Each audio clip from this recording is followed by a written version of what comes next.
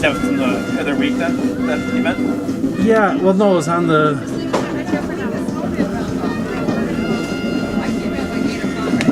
What's going on?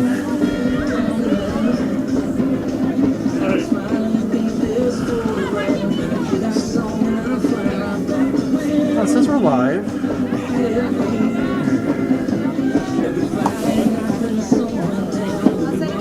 No, we're live.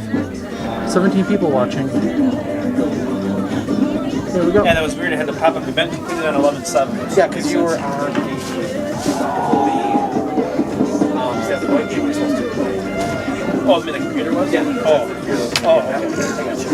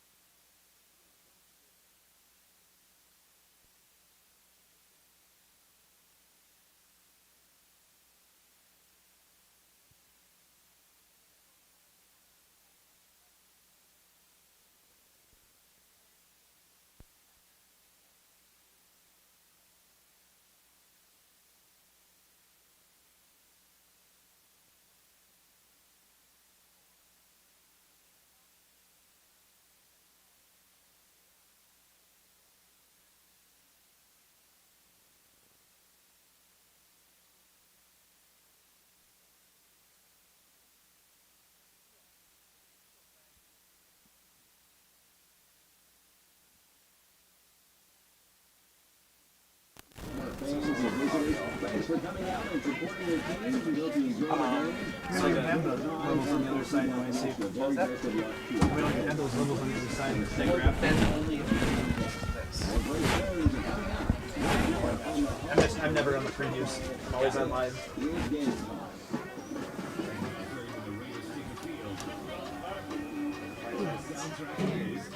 So I'll have an idea what we're doing next week. It might be Thursday night. We have at least one game for sure Thursday night. Because that Thorpe Abbotsford one was next week, not this week. You weren't going to the swing at all. I'm not going down to Milwaukee. What's in Milwaukee? From what Andy put on the Medford Facebook page, they took 6th or 7th in the 200 medley. They just did that. Studio.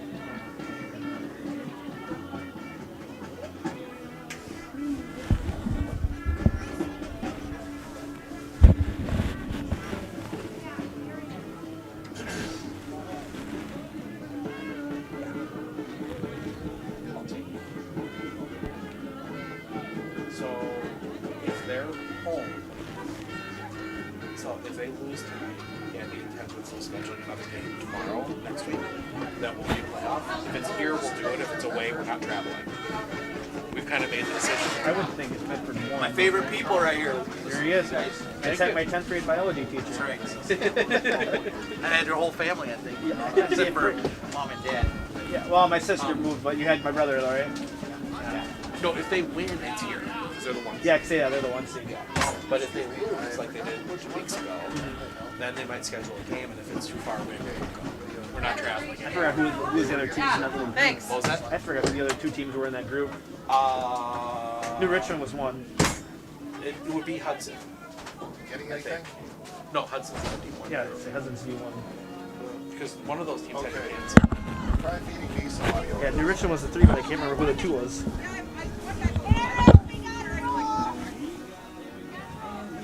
So yeah, when they do senior night, zoom in, do all that kind of stuff. Okay, I got something.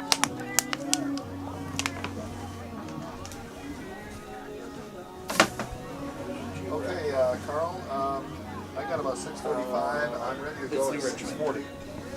Ashland forfeited. And I'll just... Okay. What was the Testing 1, 2, 3, 1, 2, 3, 1, 1, 2, 3. I think Mosinee shut down all their falls because their swimming shut down last week too. No, Mosinese football still playing. They got a forfeit from Wausau West. Oh, How we doing? So Rhineland or Lakeland winner plays them. I don't know how Wausau West is in there. Obviously, it's different. Carl, Say they're normally D1. 32. I thought Medford were D3 always. Okay, Yeah. great. So you know the standards So, of cues and so on and so forth. Wausau West is a low D2. East is a D3. Yeah. Marshall's D2. Yeah, They're we're D1 good. We're this year. hearing you on the Kodak right now. Yeah. So you're up on the standard. I'm cues so and all used to that it being the business. format of 10, 15 years ago. Okay, we should. When Marshall was straight D1 for every No, sport. Marshall We'll was wait never for you on D1. your cue. Really?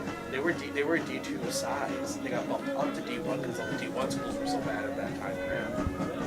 But I remember back in the day when Wausau East was a D1 school because we played them in football back in the day. Especially when they went to the 7 Yeah, that's divisions, that's what really broke it up.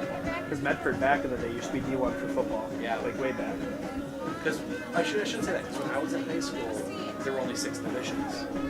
So Marshfield was right on that border between K1 and K2. Now they're a third two.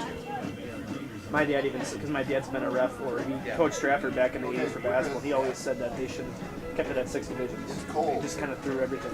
Well, I think they're going to go back to 6. I think so too. And then the 7th division will be 8 player. Because, I mean, this year is unique because so many schools back down. There was a school that made the playoffs that were pretty different. There was a school that made the playoffs last year that was 2-7. But they were 2-2, but they were 2-3 in conference and that got them the playoffs. Well, some of that stuff is fixed because you don't have these tiny conferences anymore. Or like when Greenwood made the playoffs 2 years ago because one of the Milwaukee schools declined the playoff spot. Greenwood's reward at barely being the 224th team in, they had to go to Edgar. What year was this? Not last year, the year before.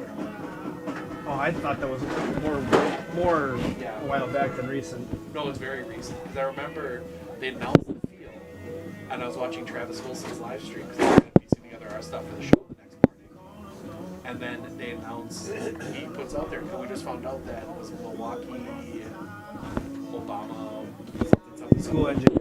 Yeah. That they declined the playoff spot, and that Greenwood was now in the field. And yeah, their reward they had to go play. I think what Greenwood went to state 5 years ago, was it? Yeah.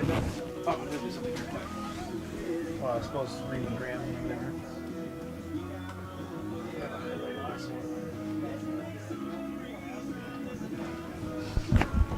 So do you do the Sports on Focus page too? Yeah. Okay, I didn't know if Between me and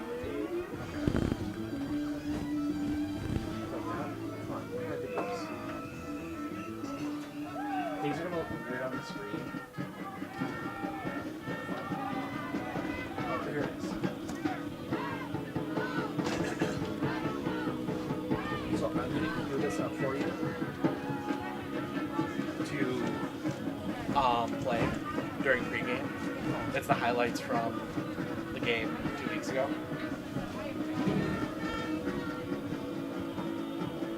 did you add that into a layer or something? Yeah, I'll be in like a commercial. Treat it like 7 minutes. What, 3:34? There we go. Okay.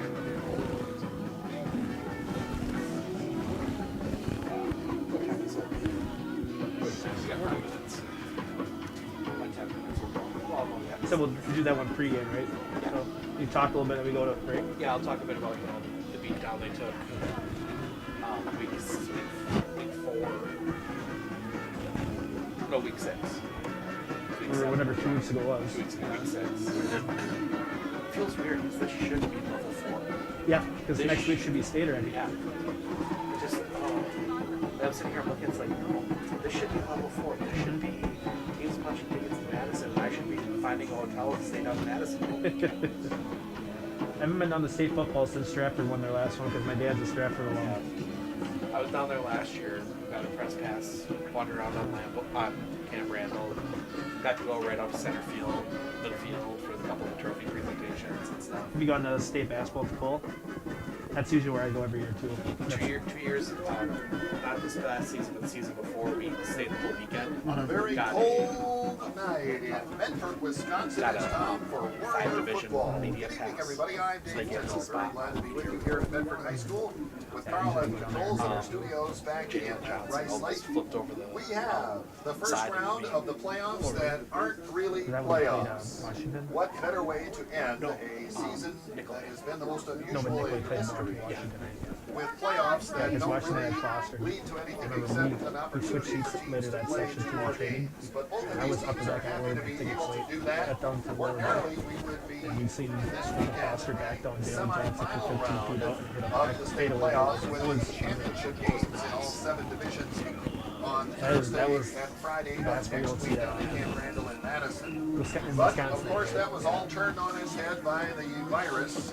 And the shortened schedule did not allow for a complete 5 rounds of playoffs to be held this season. A shortened round You of doing playoffs stats at all leading with to yourself actually at all? state champions. So another So what I'm one gonna do is I'll give you a next thumbs best up. thing and extended this up the season by 2 weeks, giving here, teams that about wish to here. continue to play an opportunity to All play right, sounds regardless good. of record. Go ahead and turn that down And for the every Rice break. Lake Warriors and Medford Raiders Go are ahead and 2 turn of it down those every teams. break or keep it there. And in another oddity that we will talk a little bit more about with head coach Dan Hill in a few minutes, these two teams met just 2 weeks ago. It's highly unusual that teams will meet in the postseason, if you will, just 2 weeks after meeting in the regular season. But everything else has been unusual this season, so why not? It's the Warriors and the Raiders on a 25-3 night in Medford. We'll be back to hear from head coach of the Warriors, Dan Hill, after this 2 minutes timeout. This is Warrior football on the M12 4096.5 FM WJMC.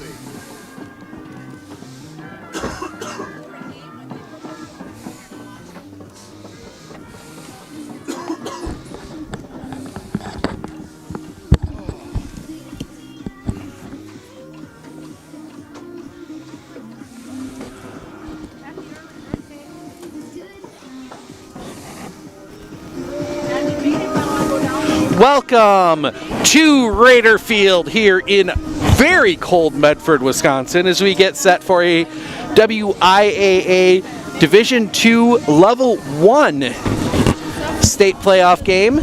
One of 2 levels this year, as the Rice Lake Warriors come into town to take on the Medford Raiders. Steve Ockenick alongside Matt. Yep, Matt Wenzel right here. So we are ready for some football. I am sitting out with the fans out here in the bleachers. We got a unique setup, don't we? We do. I'm out here in the bleachers, Matt's up in the booth, but we are ready to bring you some playoff football. At this point, glad just to have some kind of playoff football. But it is a rematch of from 2 weeks ago, as Medford went up to Rice Lake in a game to fill a hole in the schedule when Lakeland had to cancel a couple weeks. Rice Lake came out ahead on that one. We're going to see if the home cooking for the Raiders can change that up, but we're going to give you a quick view on what happened 2 weeks ago, give you a highlight of the touchdowns and all the scores in that one, as we will show you that right now. That is Cole Fensky, the quarterback, back to punt. No. Fake punt, and it is blown up. Try. Or is it a... I'm not sure what happened there. I think it was a bad snap recovered by the Raiders. Either way, it is first. I think it might have been a bad snap. We're going to have to go back and look at that one at halftime and verify. Snap. Looking to throw. Baumgartner Dinsey is first. Scrambling. Now throwing into the back of the end zone. That is going to be... caught! Touchdown, Medford! Great touch pass, Logan Baumgartner. Touchdown, Medford. 6-0. 2 backs in the backfield. Snap. Fensky looking to pass. Pressure comes immediately. Fensky in trouble, and he will go down. And that will end the half. We already have burned 3 minutes this half. Wide receiver to the far side. That is again Belangia. Snap. Blitz coming from the side. They save it. Looking deep. Caught! They will go into the end zone. Touchdown, Warriors! Touchdown, Warriors! 50-yard touchdown pass that was caught by Belangia. 6-6. 6-6. Out to kick number 17, Jaden Naiman. Holder, number 5, Tristan Scheuer. Snap. Ball is down. Kick on the way. It is blocked. So, Raiders snap. They give it up the middle. Breaking free with room to run. That is Gardner. Gardner to the side. It'll be taken down at the 15. Raiders going for it. Wideouts to either side. Bumgardner in the pistol. Snap comes back to Bumgardner. Looking to throw. Pressure coming. Hit. He is going to go down for the sack. Bumgardner couldn't find anybody open. Turnover on downs. Send the man in motion. They hand it off up the middle. Touchdown, Warriors. Touchdown, Rice Lake. Farm up the middle. And Rice Lake takes the lead. Let's see, under center. They send Fisher in motion this time. Snap. The toss goes to Fisher. Far side, he's got room. Cuts it back into the end zone. Touchdown, Rice Lake. Fisher will run that one in. Touchdown, Rice Lake. 19-6. And now they motion. Snap. They will give it up the middle. First down and more. Into the clear. Into the end zone. He will slide down short. Great smart play there. End zone. So now they stay in that formation. We'll see if they run a play. They do, and that one will go up the middle into the end zone. Touchdown, Rice Lake. Heller will run it in. 26-6. Penalty yards, so 3rd and 12. Snap. Looking to throw Bumgardner. Bumgardner throwing it up the middle. That one will be intercepted. Intercepted, and that will be the ball game. 1:01 left to run off. A couple knees, and the Rice Lake Warriors can come away with a huge upset win. Welcome back. Got a good look there. What happened 2 weeks ago. The Medford Raiders will definitely be looking to turn that around. Want to wish a quick congratulations, as announced today, were the Great Northern Conference all-conference teams. Medford swept the awards for Player of the Year and Coach of the Year. Aiden Gardner won Offensive Player of the Year. Emmett Grunwald, Defensive Player of the Year. And Ted Wilson, Coach of the Year. So congratulations to them. We'll have a full recap of all of the winners for first team, second team, and the whole works yet tonight. So awesome. Everyone doing a great job there, but this is definitely looking. Winner of this game will play New Richmond. Ashland forfeiting their playoff games, so New Richmond advances to the level 2 game. If Medford wins, that will be here at Raider Field. If Rice Lake wins, that game will be in New Richmond. A lot of cancellations around the area today. A lot coming in today. Menominee had to cancel, so on Marshfield. After that game was moved from Menominee to Marshfield because Stout wouldn't let fans in. And that was then moved to, and then Menominee had to cancel altogether. Colby having to cancel. So Stanley Boyd and Marshfield will play a non-conference regular season game, in quotes, tonight. Marshfield will advance to play Hudson. Stanley Boyd will advance to play the winner of Cumberland and Spencer Columbus. A lot of other cancellations. Pittsville canceling, then Waiwega canceling, so Assumption is without a game tonight. But there are a bunch of games other games in the area. Lakeland and Rhinelander will be facing off up in Rhinelander. Winner of that game takes on Mosinee next week. But we have some semblance of playoff football. I don't know. It's probably the most unique playoffs we've seen, as they're going to be crowning a bunch of regional champions around the state. 6 divisions and 8 of them in each division. So I don't think we've ever seen that before, have we? No, and I also see Amherst and Cadott both won by forfeit as well. Amherst won by forfeit over Peshtigo. Oh. So we got a couple more I would maybe say close to local, but Yeah. Amherst, obviously Spencer Columbus coming off that big upset in Amherst, beating the number 2 team in Division 5 back when the rankings were broken up amongst the 7 divisions before they consolidated to 6. And it's hard to believe, but we're 2 weeks away from the start of girls basketball. yep. Actually, practice starts this next Monday for girls. And the week after for boys, and we're excited for what should be a good Medford Raider boys basketball team. I think Matt might have some thoughts on that one. Yep, absolutely. As the freshman coach and varsity assistant, we're looking at a pretty big time season again after losing 8 seniors. Yep. No, we're looking forward to that. Hopefully we get full seasons in there as well. I believe they're still planning on having some type of state tournament for that, but we'll see how that all breaks out. But we are coming up close here. We're going to step aside for just a minute. When we get back, we're going to have the senior night introductions that were supposed to be back on the 30th, and national anthem starting lineups will all come after that. So stick around. If your path to achieving your hopes and dreams is less than clear, Meyer & Associates provides the direction and guidance that helps put things into focus. We provide financial advice and customized solutions that help take the uncertainty out of your dreams for today and the future. We can work together to make an honest assessment, understand your options, commit to a plan, live life brilliantly. Our team is here to help. No.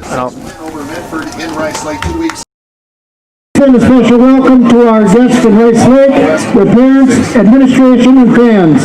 We appreciate your efforts in supporting your team and for traveling with us on this evening. Medford High School, the Great Northern Conference, This is and the WIAA require good sportsmanship by student athletes, coaches, and spectators at all interscholastic events. We request your cooperation by supporting the participants and officials in a positive manner. Now, to honor America, and for those past and present who defended our freedom, we ask those that are able to please stand, remove your hats, place your hand over your heart for the playing of the national anthem by the Raider Pep Band.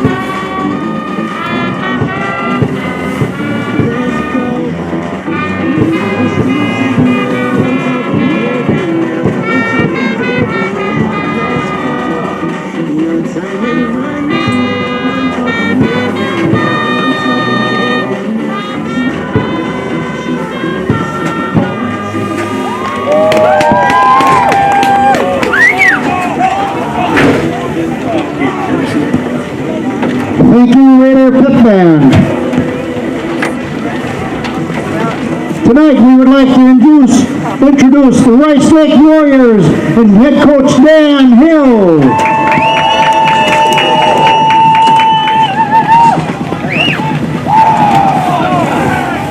Medford.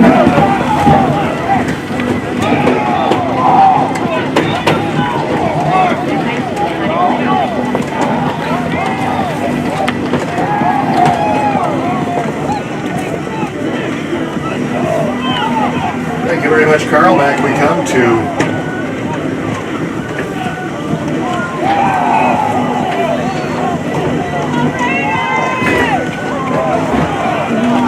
Thank you very much, Carl. Back we come to Medford High School. It is senior night here.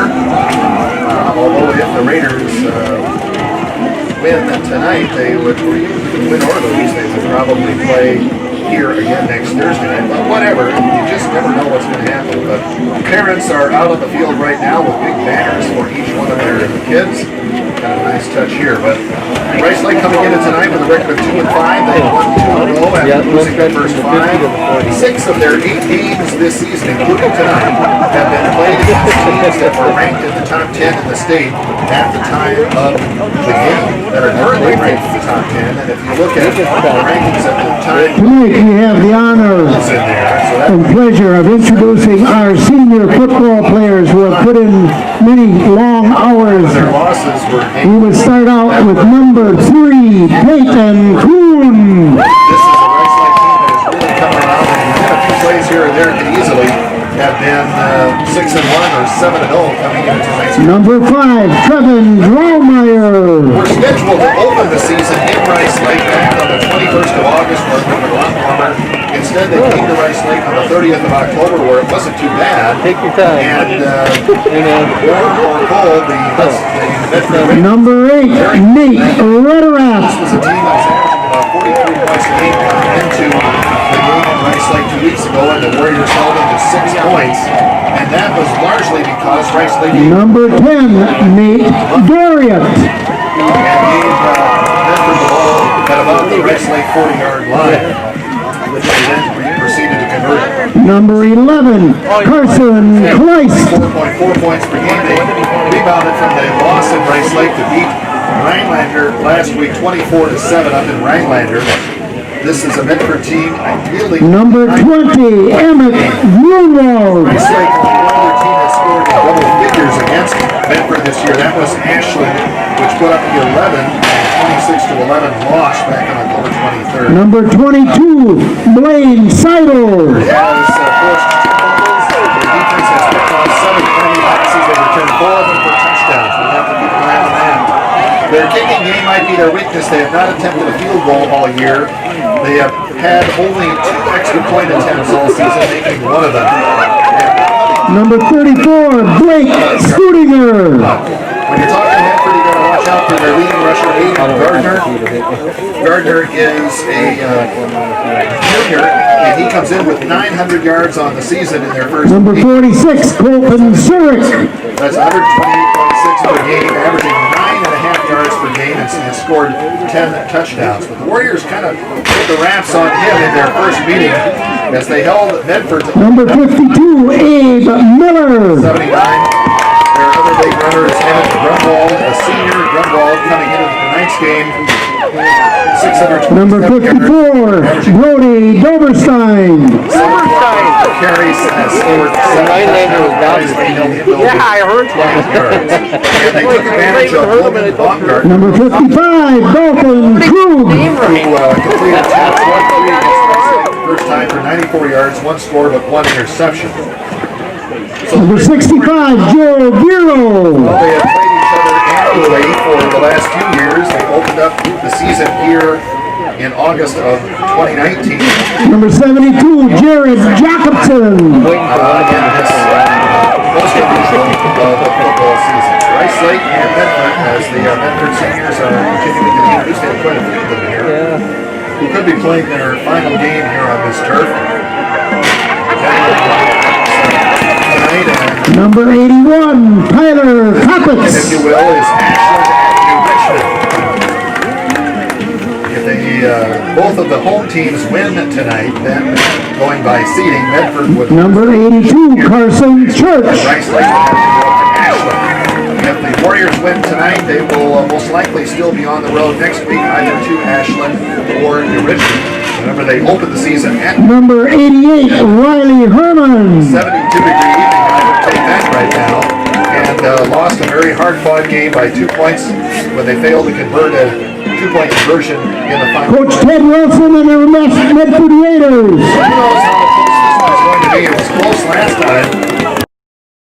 Kind of a delayed senior night here, but it is senior night nonetheless, and we are ready for some football. The officials for tonight's So a revenge game for the Medford Raiders. They definitely are looking to get back at the Warriors who beat them earlier in the season.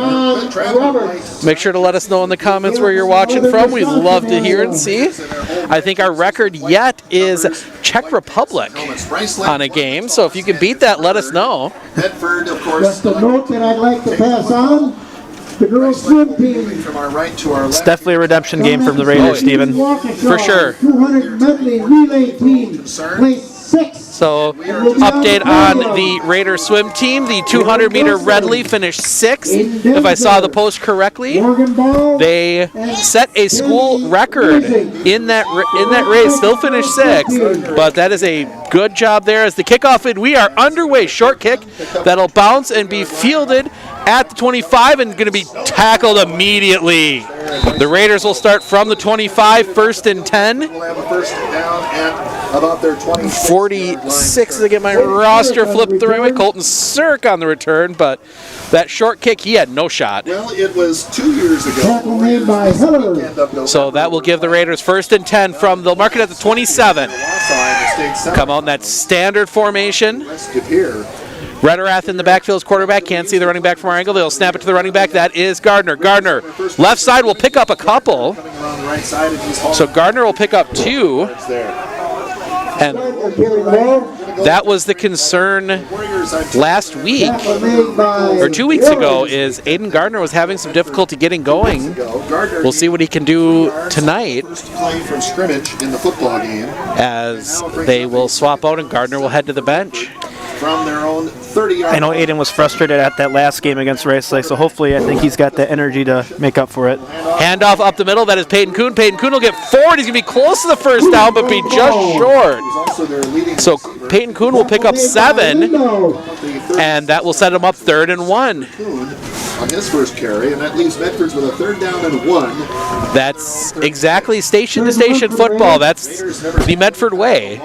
Just keep that ball, keep getting first downs, but that was kind of the problem 2 weeks ago. They just couldn't quite get that first down run that get them in a good position. So now we see the dotted I. Rederath under center. Snap. Handoff. Middle back. It's Kuhn. He bobbles it for a second. He'll be tackled short. Peyton Kuhn might get back. Looks like he lost a yard. Didn't quite get a clean exchange. Lost a yard, and that will set up 4th and 2. Caused him to hesitate slightly. And that allowed the Warriors. So we'll see what, keeping the offense out here so far. I haven't seen anybody swap out, and we see Gardner come back in. Looks like they're going for it. Bumgardner coming in as well. That quarterback switch is something that you'll see them do a lot. It's kind of an advantage of having two good starting quarterbacks. The bunch backfield snap. Bumgardner hands it. That's going to be short. Handed it off to Grunwald. He will get nothing, and they will turn it over on downs, and the Warriors have great field position. That's a big-time stop defensively for the Warriors. Big break of the football game. Absolutely. Especially this early in the game. Well, that's a good gamble. I mean, it's a gamble, and when you're running a team like that, it's a gamble worth making, but didn't quite work out there. So the Warriors will start 1st and 10. They run a lot of options, so I'm going to try and guess who's got the ball. Hopefully Matt's got a little better angle than me. He might be able to correct me a few times. As we see under center, Fensky. Fensky gives it up the middle. They'll get a couple. That is 26. That is Farmer, I believe. Andrew Farm, excuse me. Farm picks up 2. Doberstein on the tackle. I think you'll be hearing Brody Doberstein and Joe Garrell's name called a lot tonight. Oh, they will pound that ball up the middle, but then right at the moment you expect that and you collapse down on it, they're going to hand it to one of those wing backs, and both those guys have got speed. Perkins in motion, snap. The toss to Perkins, far side. Perkins looking for the corner, strung out. He'll pick up a couple, but he's going to be taken down. Might have only gotten 1 there. Didn't get a good look at the tackle. No, they barely get anything.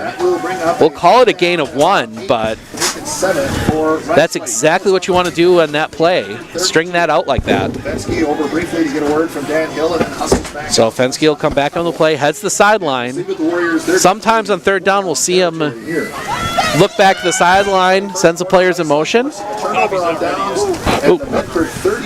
As we see, they will send Perkins in motion again.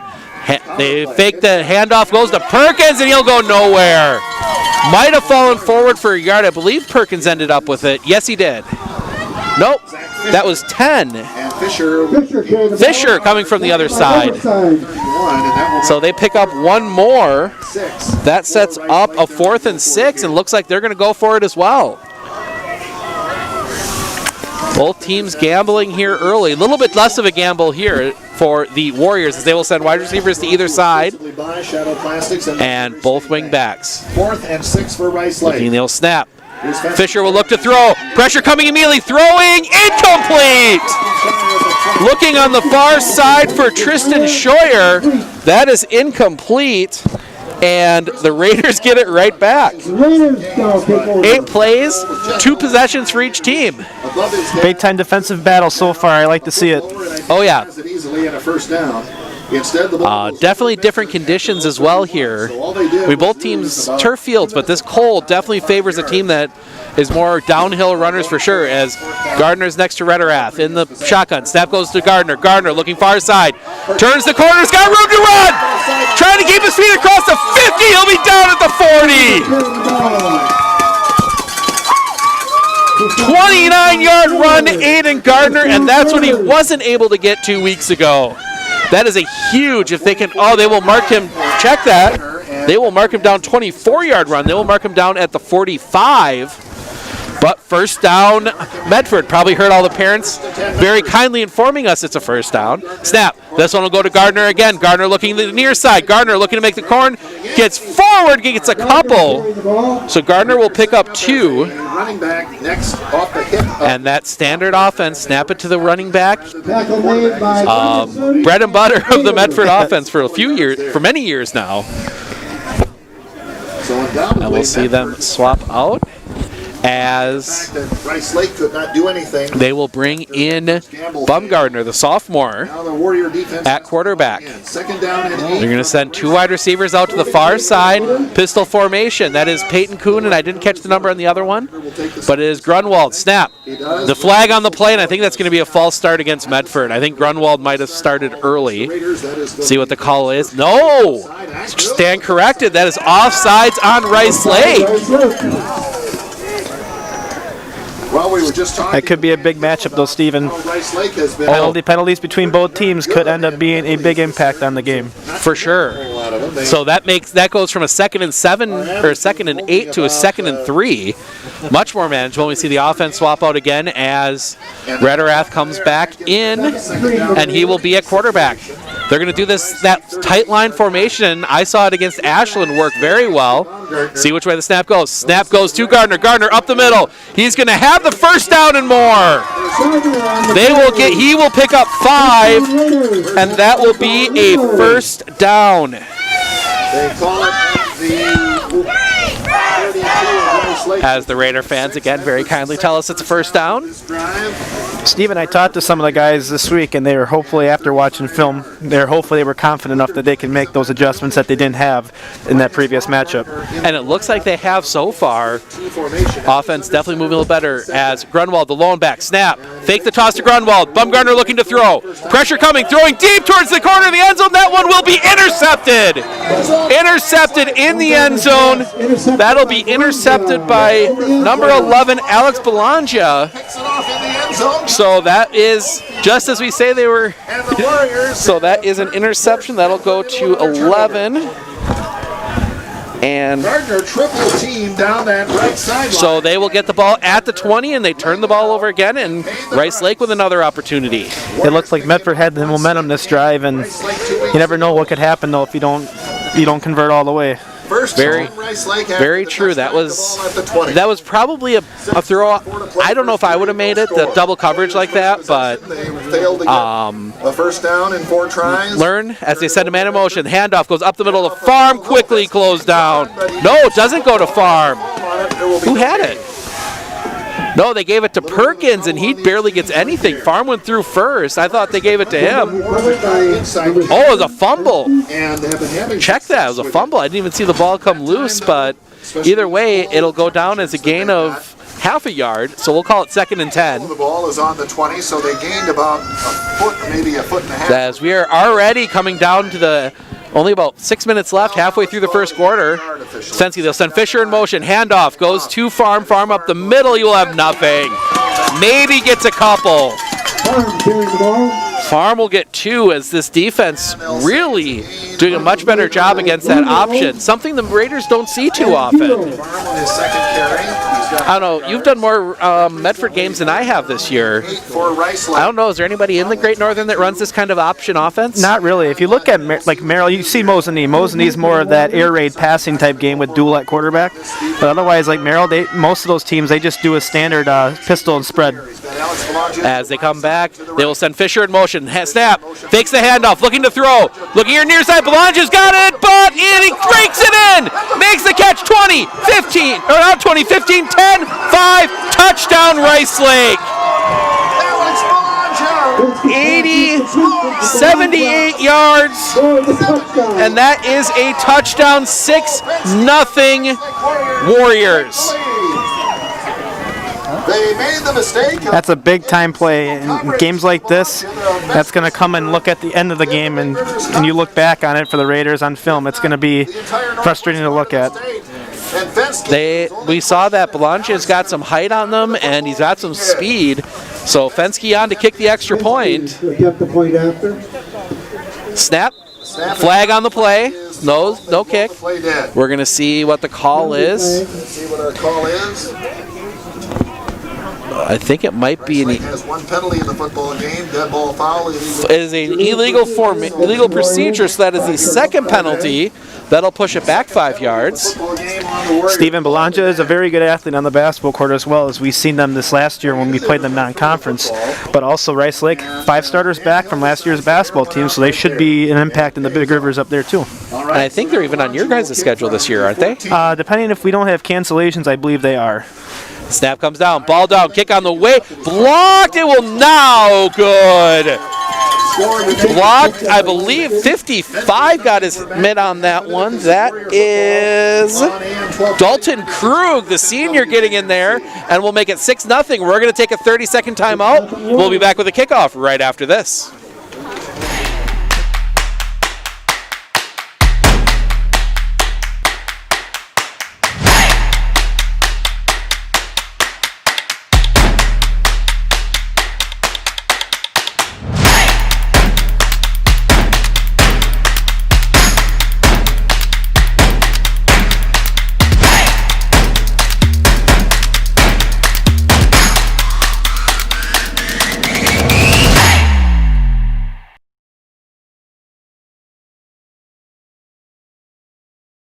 And we're go. Welcome back. 78-yard touchdown pass from Fensky to Belangia. This extra point was blocked by Dalton Krug. 6-0 Warriors, and they're going to be kicking off again here as Fensky will be kicking off for the Warriors. He's the quarterback, does the kicking, plays some defense. We're in that level where you kind of have all the... You don't get specialists as the kick. This one deeper back. This one's going to go over that, land in between. Will be fielded at the goal line. 10. Cutting back 15 and hammered there. At the 15. Got a bit of a return, but that will be out. And Aiden Gardner on the return gets 15 yards. But that will set Medford up with a long field,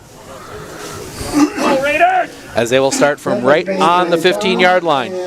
And we'll see what Medford comes out with on offense. Looks standard formation. Rederath with Gardner next to him.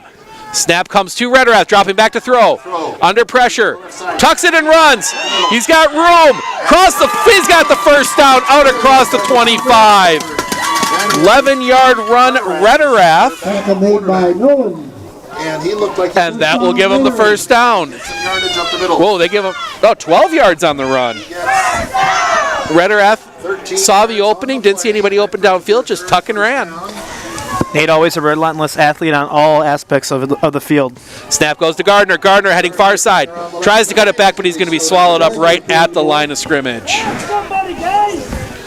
So Gardner will get half a yard. We'll call it 2nd and 10 as we cross under 4.5 minutes left first quarter. Now have Medford. So we will see as Baumgartner comes back in. Yards to go. See what they decide to run here. Actually, even hardly giving him even Baumgartner with Gardner next to him. Snap. Goes to Gardner. Gardner hands it back up the middle. Peyton Kuhn. Peyton Kuhn gets a couple yards. Down. Nope. They're going to rule him down. Nope. Ball popped out, but he was down. He was upended by the Warrior defense. The ball scooted. So he will pick up 2. Great for Medford because Rice Lake would have been able to. So yeah, that is a lucky break for the Raiders. As that one was going to be probably a scoop and score for the Warriors, but they ruled them down. Right call from my angle, at least. And that would make Coach Wilson go ballistic on that sideline. So we see 2 wideouts here to the near side, 1 to the far side. 2 backs in the backfield next to Bumgarner. Snap. Bumgarner dropping back. Pressure coming immediately. Hit as he throws. Just too far for Gardner. Incomplete. Good job there by Bumgarner, just getting that one out. But the hit affected it, and they will bring out the punt team. And Medford will be forced to punt. So 3:14 remaining. Steven, you had the last game. Was the offensive line kind of a concern for the Raiders in terms of the pass and ground game? They've got some good pass rushers up front, and the offensive line did have some issues there.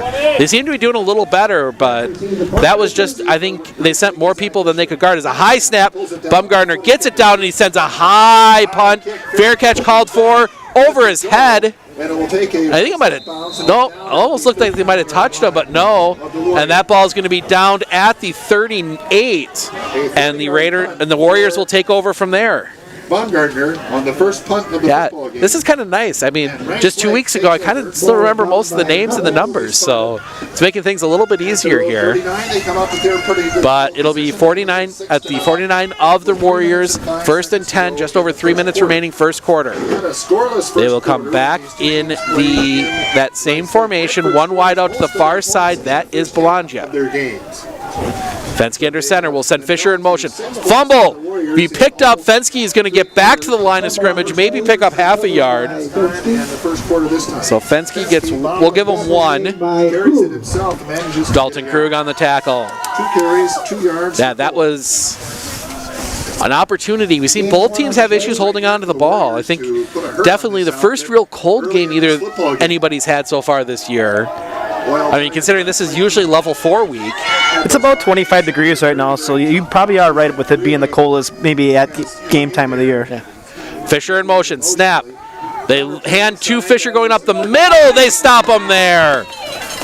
Gets a couple more. They sent Fisher in motion, then sent him up the middle. So that will set up 3rd and 7. A couple of yards on the play. Long 3rd down here. Opportunity for the Raiders to get off the field after what was a couple drives that have kind of sputtered out. Head coach Dan Hill. Under 2 minutes. Very quick first half. This game went quick 2 weeks ago as well as Bologna comes here to the near side. Fisher in the slot right. See, as they send in motion, they send Fisher in motion. Snap. They don't hand to Farm. Pass. Caught. Bologna, you will just get the first down across the 50. So they will get out just right. They will mark it right at the 50. So that will be a pass of 8 to Bologna. 1st and 10 Warriors. A gain of 8 yards on the play. Again, this is a team that probably throws better than most of the teams they'll see in the Great Northern. Outside of Mosinee.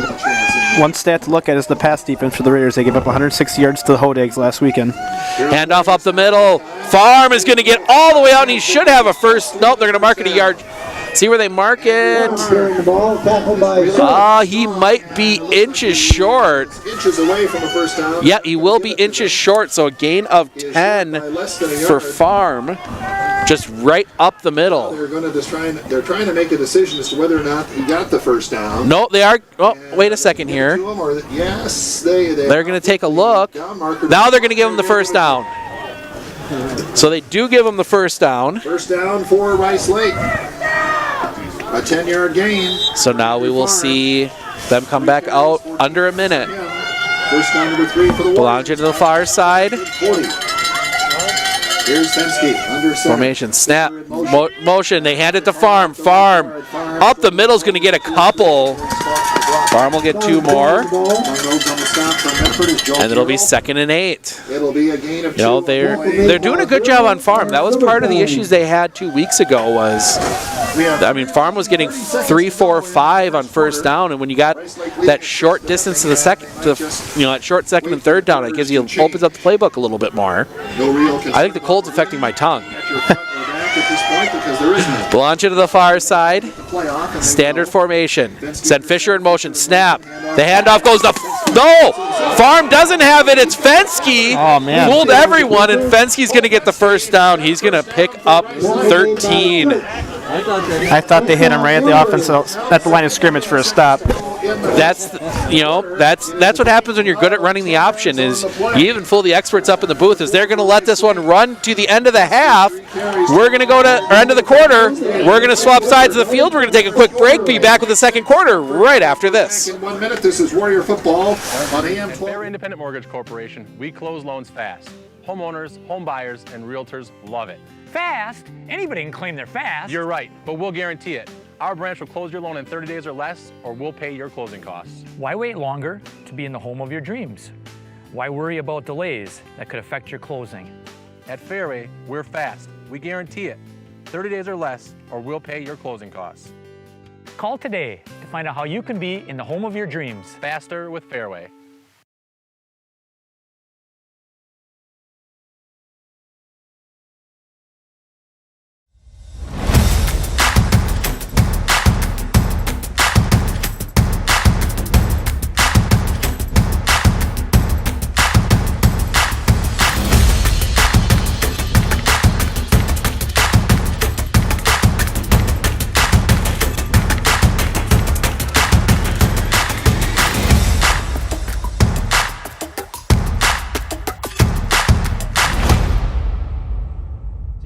All right, welcome back.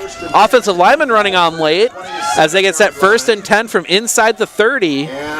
As we switch ends of the field, snap. That'll be handed to Farm. Farm will pick up a couple. He's going to get 3 on that one. So a little bit better on Farm there. So that'll set up 2nd and 7.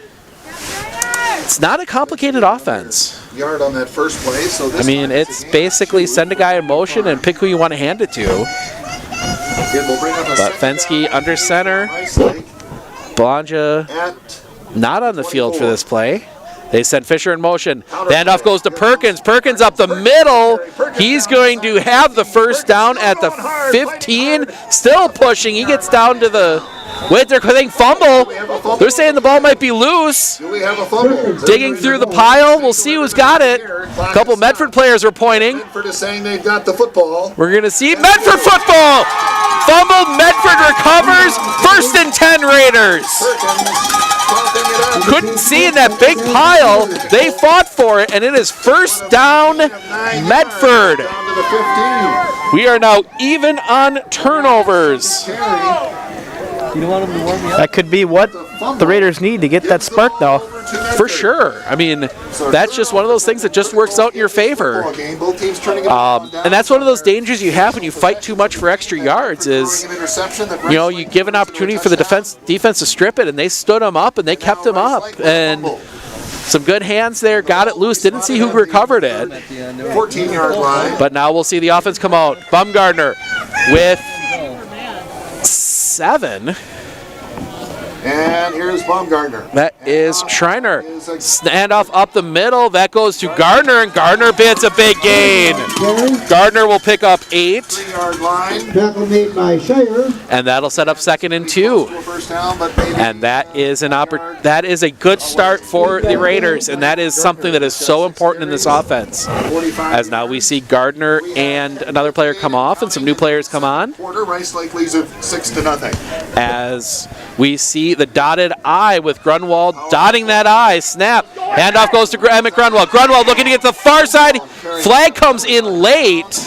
We're going to see what that one's for. And we'll see what the call is. Came from the side judge here on the near side. About a yard, maybe. That might be coming back, Stephen. Yeah. holding on Medford, so that's going to mark it off and set up 2nd and 10. Second and 12 possibly. No, they put the flag right at the right near the first down marker, so that should be 2nd and a long 10. So they will mark it back, right back to the original line of scrimmage. So it'll be 2nd and a short 10. So first penalty against the Raiders. Rice Lake had only one penalty in their first game with Medford. So they come back out the dotted I. Snap. Hand it to Grunwald. I think that's Grunwald. Grunwald with room to run. Breaks the tackle, gets pushed out of bounds. I believe that's Grunwald.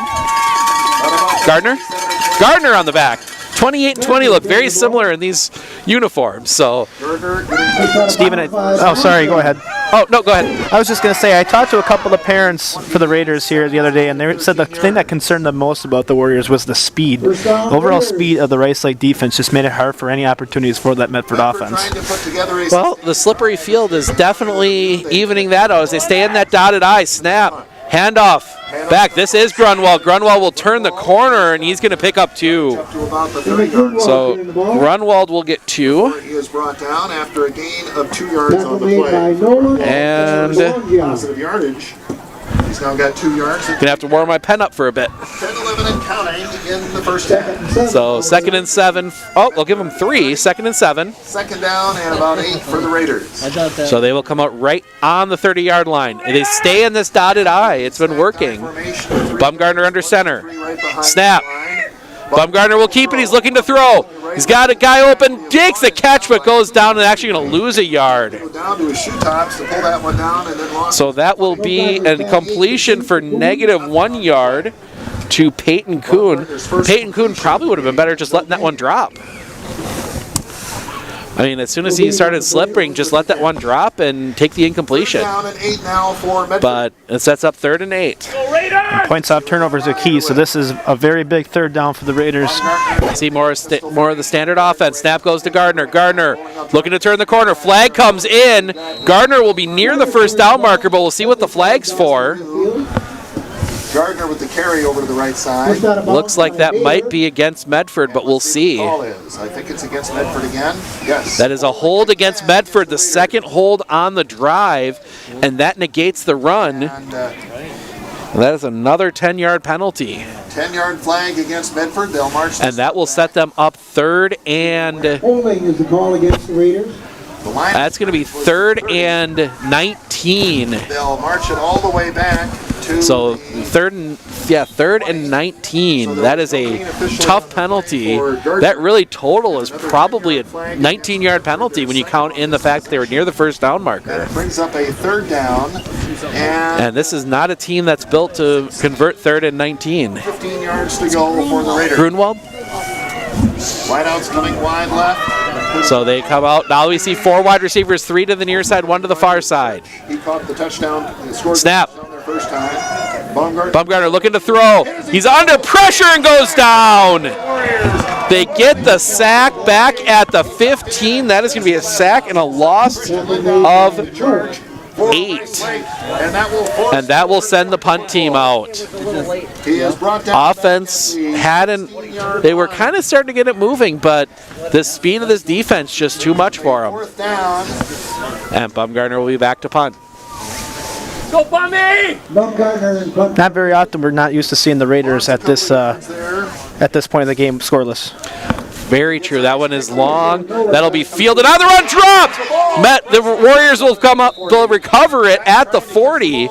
That ball went right through his hands. And that is now the 4th fumble by the Warriors. They've recovered 3 of them. Great field position at the 40-yard line. It is as we keep 6-yard punt for Bumgarner. So the Warriors will come out with good field position at the Medford 40. Belongia to the far side. Fensky under center. Sends man in motion. Snap. They will keep it. Looking to throw. Throwing deep down the field. Belongia has got it.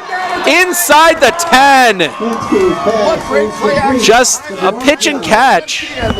Belanger will have it right at just outside the 10, so they might get another first down. Nope, they're going to mark it first and goal. That is a 30-yard pass play.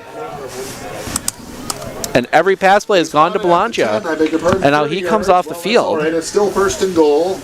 He's going to grab a water. Belanger 2 catches for 108 yards. So they will send. 5 for Rice Lake. That's 2 catches for 108 yards for Belanger already. I had him for 8 more, but they will hand that one up the middle into the end zone. Touchdown, Rice Lake. Touchdown, Rice Lake. That looked to be Farm on the touchdown run. 12-0. Have the 12-0 lead.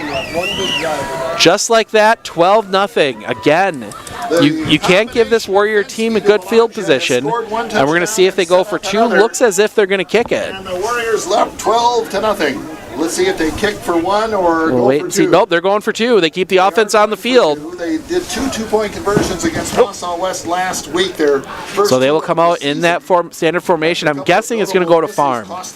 More of the bruising back up the middle. Falling straight in the middle. Snap. No, they're going to throw. Looking to throw it. Belanger, 2-point conversion is good. Again, this time they double teamed and didn't really good. And that will, right now, that is exactly the problem the Raiders have to deal with. But we'll talk more about that when we come back. 7:59 remaining, 14-0. The Warriors have the lead. On WJMC. Your garden and landscape in 2020 with Turnpike Greenhouse. Explore our spacious garden center with over 2,500 hanging baskets. Along with beautiful flowering plants, Turnpike offers a wide selection of produce, herbs, vine crops, succulents, and more. Turnpike's garden center and greenhouses have everything needed to beautify any home. Turnpike is here to serve you. Visit us in Granton or online at turnpikegreenhouse.com. Be sure to follow us on Facebook for pictures and specials. We are Turnpike, and we are here to serve you. You know when it's done. Okay. When it fades, just give me a go. Good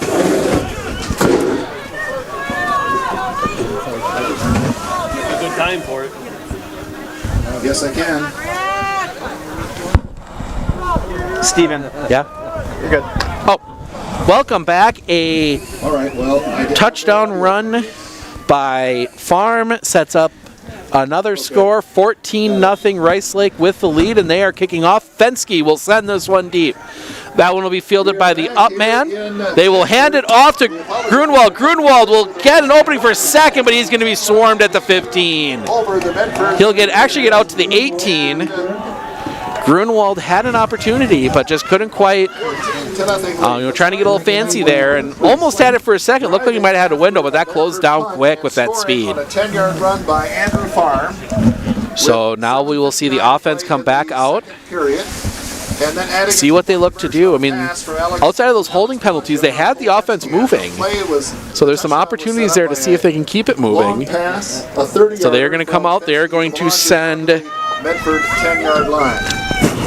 And Carson Church out here wide to the near side. Snap. That's going to be a quick slant throw. Caught. That's going to be out for a gain of 6. Good pass there from Bumgardner to Peyton Kuhn. Gain of 6. That bread and butter of the Aaron Rodgers offense.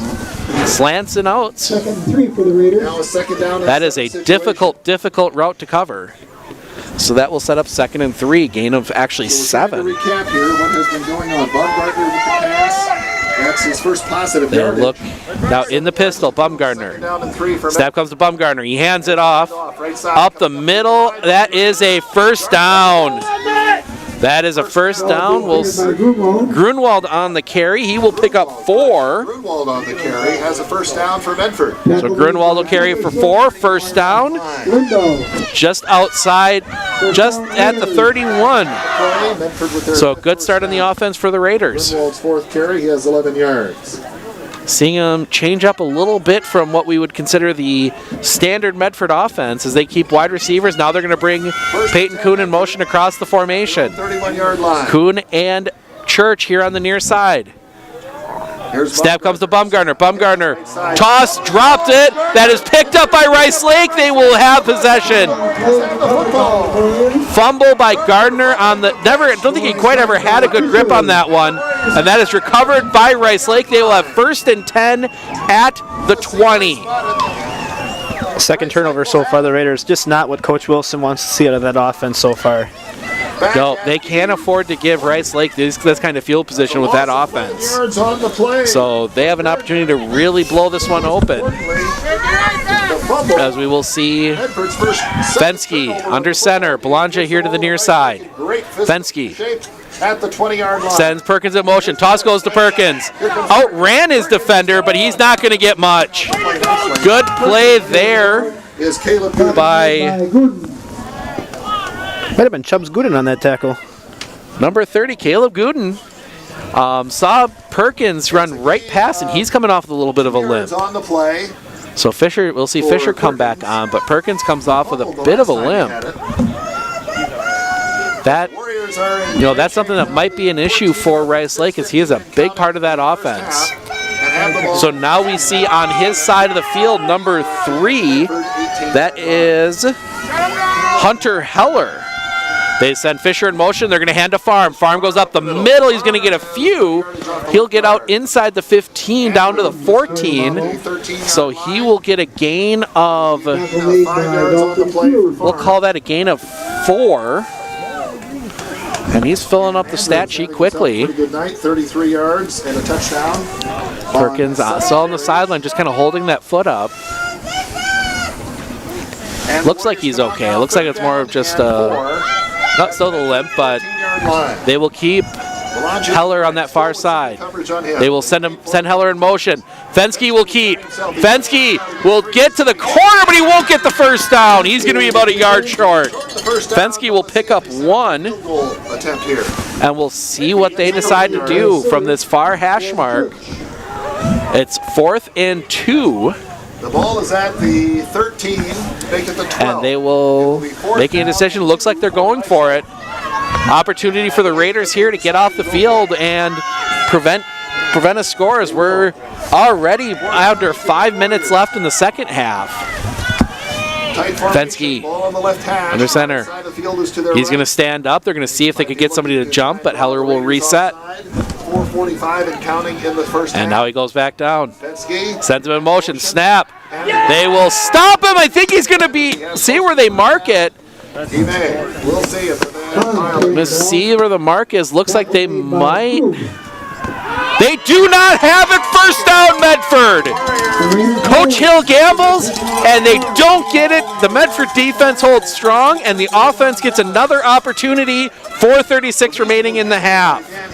But they're going to have to start deep in their own territory. 94-yard drive is what they're looking at for a score. But that would be a huge, huge break here for the Raiders if they can turn this into points. Full house backfield. Snap. Goes to Gardner. Gardner running far side. Gardner gets the corner. Gardner, room to run. He's got the first down, and he's pushed out of bounds. Was that Gardner? Yes. Yes, that was Gardner. Gardner gets hard to see it from this angle sometimes. I think Gardner's going to have his demeanor after that last fumble now. Oh, yeah. 13-yard run by Aiden Gardner. 1st and 10 for the Raiders. And they'll come right back to the line in that same formation. Gardner next to Rederath. Snap goes to Rederath. Rederath draws back to throw. Looking over the middle. That one is almost caught incomplete. Actually, on the far side there, that pass was intended for Carson Church. But good defense there by Fisher. That is Zach Fisher. Get some first names in there. But that'll set up 2nd and 10. Coach Wilson throwing a little more than we've seen him do recently, but when you're down 14 against a team as talented as Rice Lake, you got to take some chances. The snap will go to Gardner. Gardner looking to turn the corner. Gardner is going to pick up a few. We'll see where they mark him out of bounds. Looks like he might have gotten 2. Pushed out of bounds by Wilder. Yep, they're going to give him 2. Gardner with a gain of 2 yards on the play. Clock's still going surprisingly after. I thought he was out of bounds. You thought he was too. Thought I saw the officials wave that it was out of bounds, but nope, the clock runs under 4 minutes. Let's see what we've got. Bumgardner coming in. Play back out. So Bumgardner at quarterback. Looks, nope, they're going to go that pistol formation, wide receivers either side, and now we're going to get a timeout. Rice Lake's going to take the timeout. We're going to take it with them. We're going to take a minute break. We'll be back. 3:50 remaining. 3rd and 8 for the Raiders when we come back. Medford 14 or Rice Lake.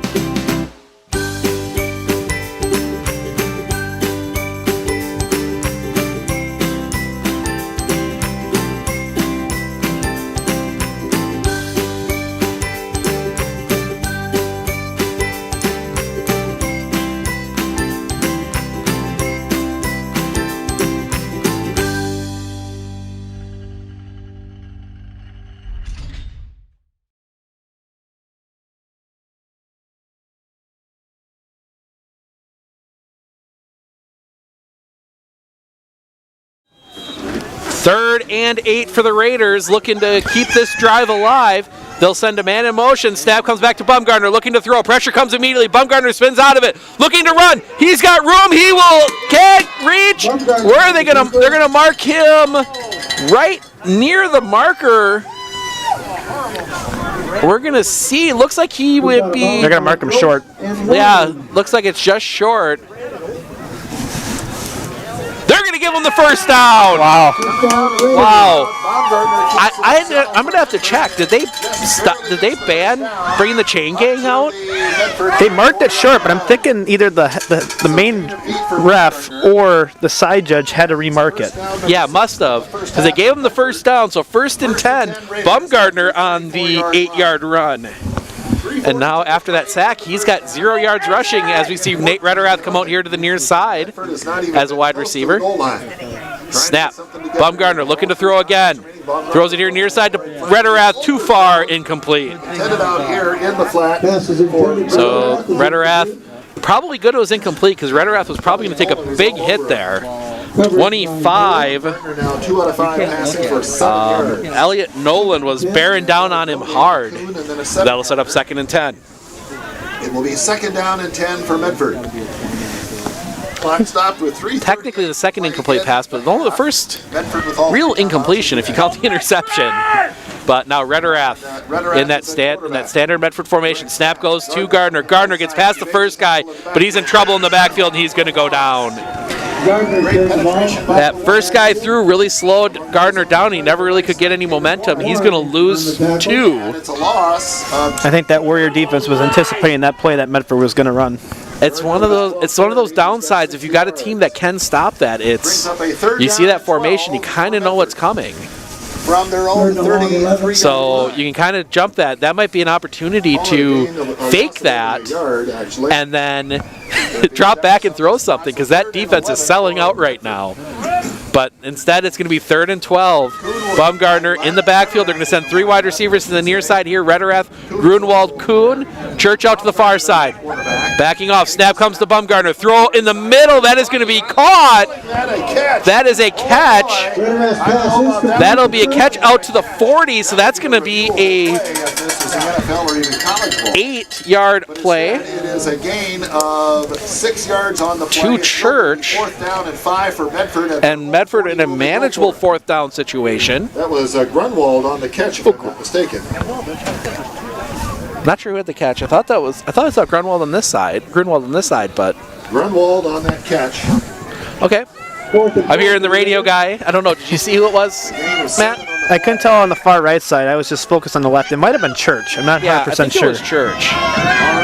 So they come in that 4-back formation. Now they're going to send backs in motion to either side. Kuhn and Grunwald are out wide. Snap. Rederath looking to throw. Under pressure immediately. Throwing near side. That one is incomplete. Had Zurich open, but just a little low, and it went through his hands, and a turnover on downs. And Rice Lake with a minute 57 will get 1st and 10 at the Raider 41. Oh, at the 40. They remarked it at the 40. 1st and goal for right. It almost looked like Zurich had it, but that would have been a tough catch regardless. For sure. I mean that was a perfectly drawn up play, but it's hard to throw that ball in this weather. 1st and 10. So now we see Belanger out here to the near side. Perkins back in the game. He's the wing to the far side. Fisher the wing to the near side. Farm in the backfield. Snap, straight pass play. Throwing near side. That one caught by Belanger. He's going to fight, and he will be down, but he's going to get the first down. Completion of 12. And another pass, another pitch and catch to Belanger, and they are in a hurry. 1:49 remaining, clock. That was a gain of... should be. No, now we get a flag, and I think we're going to get illegal motion on. Yes, we do. So another five-yard penalty. We saw them get a few of those in the first game where they just move early, especially the JV game, where they send the guy in motion, and the clock will run. 122. Boy, Belange's been carving up that Medford secondary in this first half. Hopefully they got a way that they can kind of contain him this next second half. Well, I think they're just going to have to move somebody over and double team him. 15 for Rice Lake. They send Heller in motion. They're going to look to throw again. Throwing deep for Belanger. Under pressure, he will make the catch. Touchdown, Rice Lake. Now, everyone's staying back. There's a flag down here.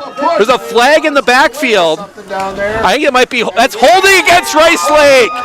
That one's coming back. Take the points off the board. That is going to set Rice Lake up with 1st and very long. We're going to see where they mark that off to. The yard to gain is the 15. They will be putting this ball in play. That is going to be 1st and 28. So big break for the Raiders. Wow, huge break. Lucky that wasn't offsetting too, because I definitely could have called some pass interference in the end zone there on Medford. It looked like Belanger though too had kind of trying to find his positioning, but either way, that would have been a nice catch. Oh yeah, was a nice catch, but looked good on the highlight, but it won't count as they send Perkins in motion. They're going to look to throw again. This time looking for Belanger again. This time he works his way back and makes the catch. Wow. Oh, he is a very good receiver, and they're trying to keep one-on-one on him, and it is just not working. 111 in this 1st and goal. That is a gain of 30. The Raiders just cannot contain him one-on-one. Nope. You're going to have to pull somebody back, which is going to open the run plays up. 1st and goal. Snap. They're going to hand to Farm. Farm up the middle. He's going to have nothing. He might actually lose a yard. We're going to see where they put this one. No, he's going to gain 1. So Farm will pick up 1. Running out of room on the stat sheet for him as he's already got a ton of carries. 2nd and goal. Snap. Counterplay. It is Heller, and he is tackled in the backfield. Heller's going to lose 2. And timeout Rice Lake, their second. 38 seconds left. We will take it with them. We will be back with a final bit of this game right after this. Rice Lake with 1 timeout remaining. All right, Steven.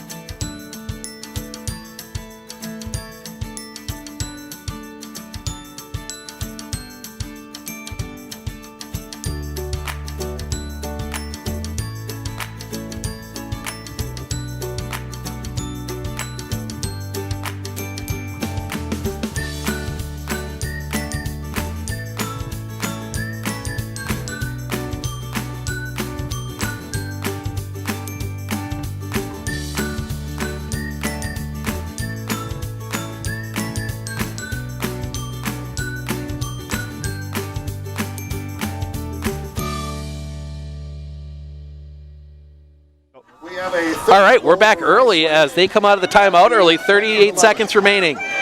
Ball in the middle of the field. Blanche to the near side, wide out here to the far side. Snap, looking to throw. They're looking here near side. They're going to get him, and he's going to go down. Sack for Medford, 55. That is Dalton Krug gets in there, and it is going to be a loss of a lot. That'll bring him all the way back to the 20. That is an 8-yard sack. And that clock is running. I think they're going to take it down, take a timeout, and kick the field goal. And what are we going to do here? So clock is running, yep, and that's what they're going to do. They're going to bring it down, and they take the time out with 4 seconds remaining. We'll keep it here, because I'm going to stand up for a second and let my behind thaw a little bit off these bleachers. Sitting on a jacket, but it just keeps slipping out from underneath me. 20-yard line. So they're going to be a 37, probably 36-yard field goal. 6 yards net. All right. So our situation is... So 3 seconds left. Lead. We have Obviously, unlike most leagues, you cannot return a block. the ball is at the Ball is dead once it hits the ground, Medford. The tail or of the ball is is at fielded. Medford So 20. you're not going to see the great Ball is on the right now. Cole Fenton, Auburn returning the missed field goal for a touchdown kind of thing. But to beat Wausau West. You won't want to remind an Alabama Crimson Tide fan that. no, probably not. But was flipping through YouTube and ended up going down a rabbit hole. Some of those great college football plays, and that one popped up. But No wind to speak of. Well, the Badgers are finally back in action tomorrow too. yep, After going to be 3-week quarantine. 2 week. 2 week. Yep. So I'm going to be kicking back with that one tomorrow, as there is no sports tomorrow. Like, it is the first Saturday that we've been without sports, high school sports, since August probably. yeah. As they come back, they're going to go for it on 4th down. Pressure coming, throwing to the corner of the end zone. That one will be defended incomplete. They tip it away. Didn't see it was on the defense there. That's 81. First half.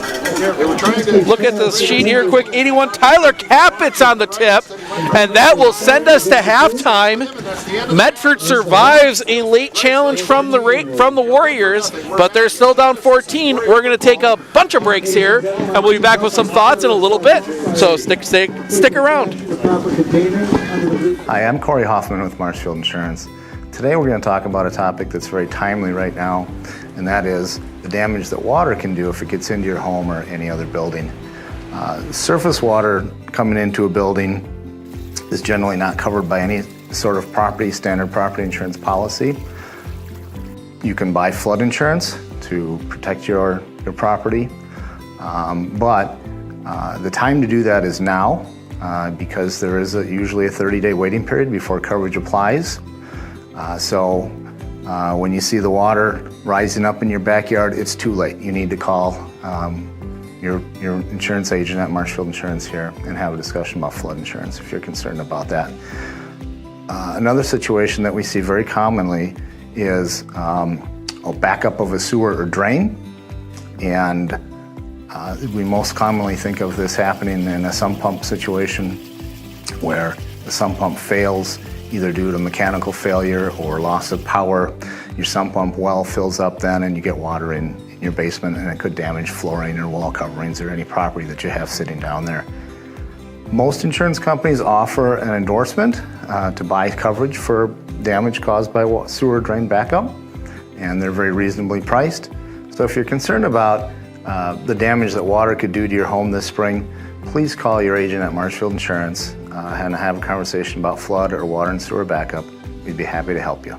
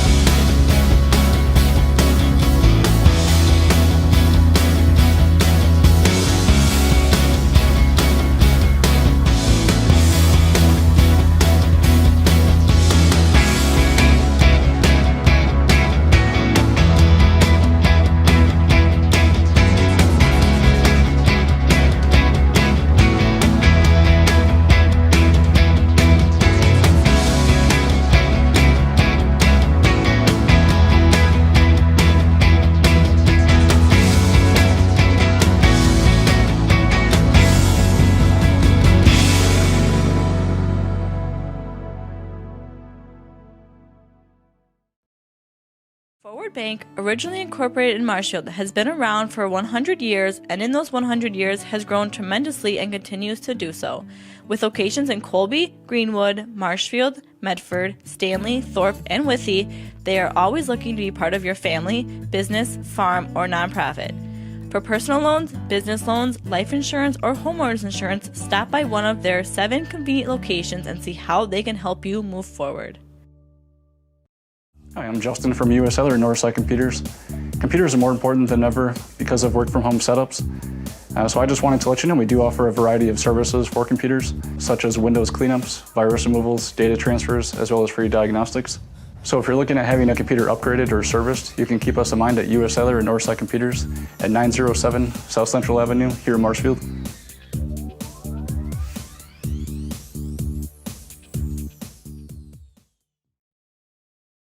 Hey sports fans, if you're looking for the best chair in the house, come down to R&R Flooring and Furniture in Spencer. We carry Franklin furniture, Lang furniture, Serta recliners, Simmons recliners, electric chairs, chairs that have phone chargers in. That is the best chair in the house. Come down and see us. We also have these sports tables and anything you want. Brewers, Bucks, Badgers, come on in. Thank you.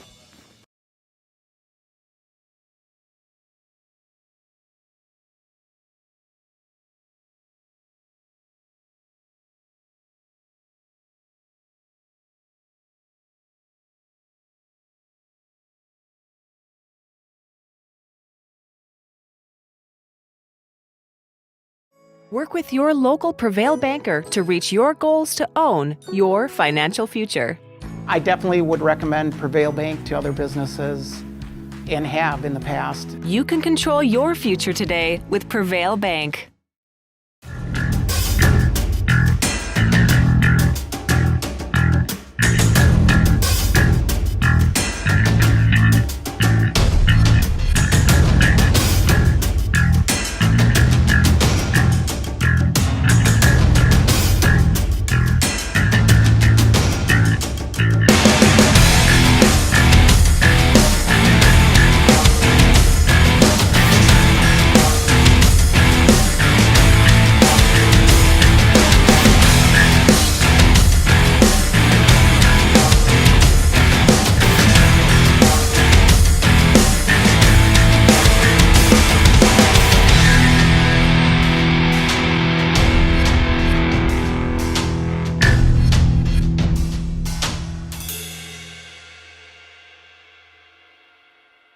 Hi, my name is Braden with US Cellular Northside Computers. The new iPhone 12 was just released and we have the information you need to know. The iPhone 12 comes in 4 different models, all available in a wide selection of colors. The biggest improvement is the 5G that is now available on these iPhones, being up to 10 times faster on US Cellular's 5G expanded network. The newest promotion includes $200 off select iPhones. Stop down to Northside Computers to order your new iPhone or Apple Watch 6.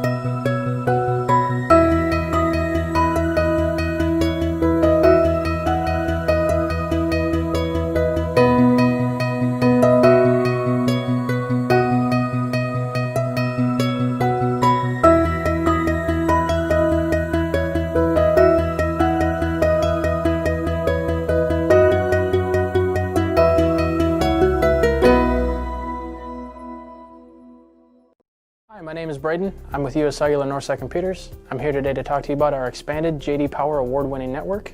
Our services are now available in northern Wisconsin in areas such as Spencer, Stratford, and Colby. To experience our new 5G network, stop down to the store and take a look at our expanding lineup of 5G devices located in downtown Marshfield.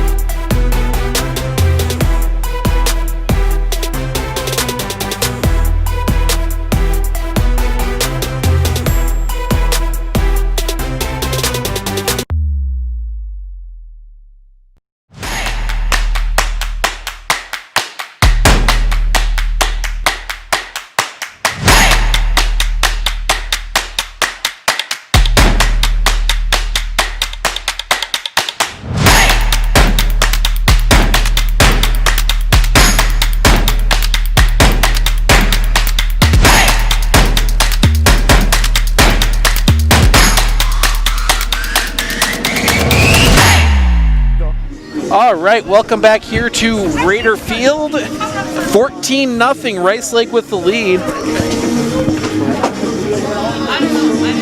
All right, taking a look. Aiden Gardner, the main rusher here, as I'm trying to do some quick math in my head. 13, 23, 25, 49, 51. Yeah, 51, 56. 56 yards rushing for Aiden Gardner in the first half. Peyton Kuhn has 8. Grunwald with 6. Nate Rederath with 12. And Logan Bumgardner with 0. He had that 8-yard run, then he also had an 8-yard sack. Passing, Rederath 0 for 1. Bumgardner is 2 for 5. As my pen dies, for 14 yards and an interception. Receiving, Karsten Church with 8 yards. And Peyton Kuhn with 6 yards. But the big story is on the Rice Lake side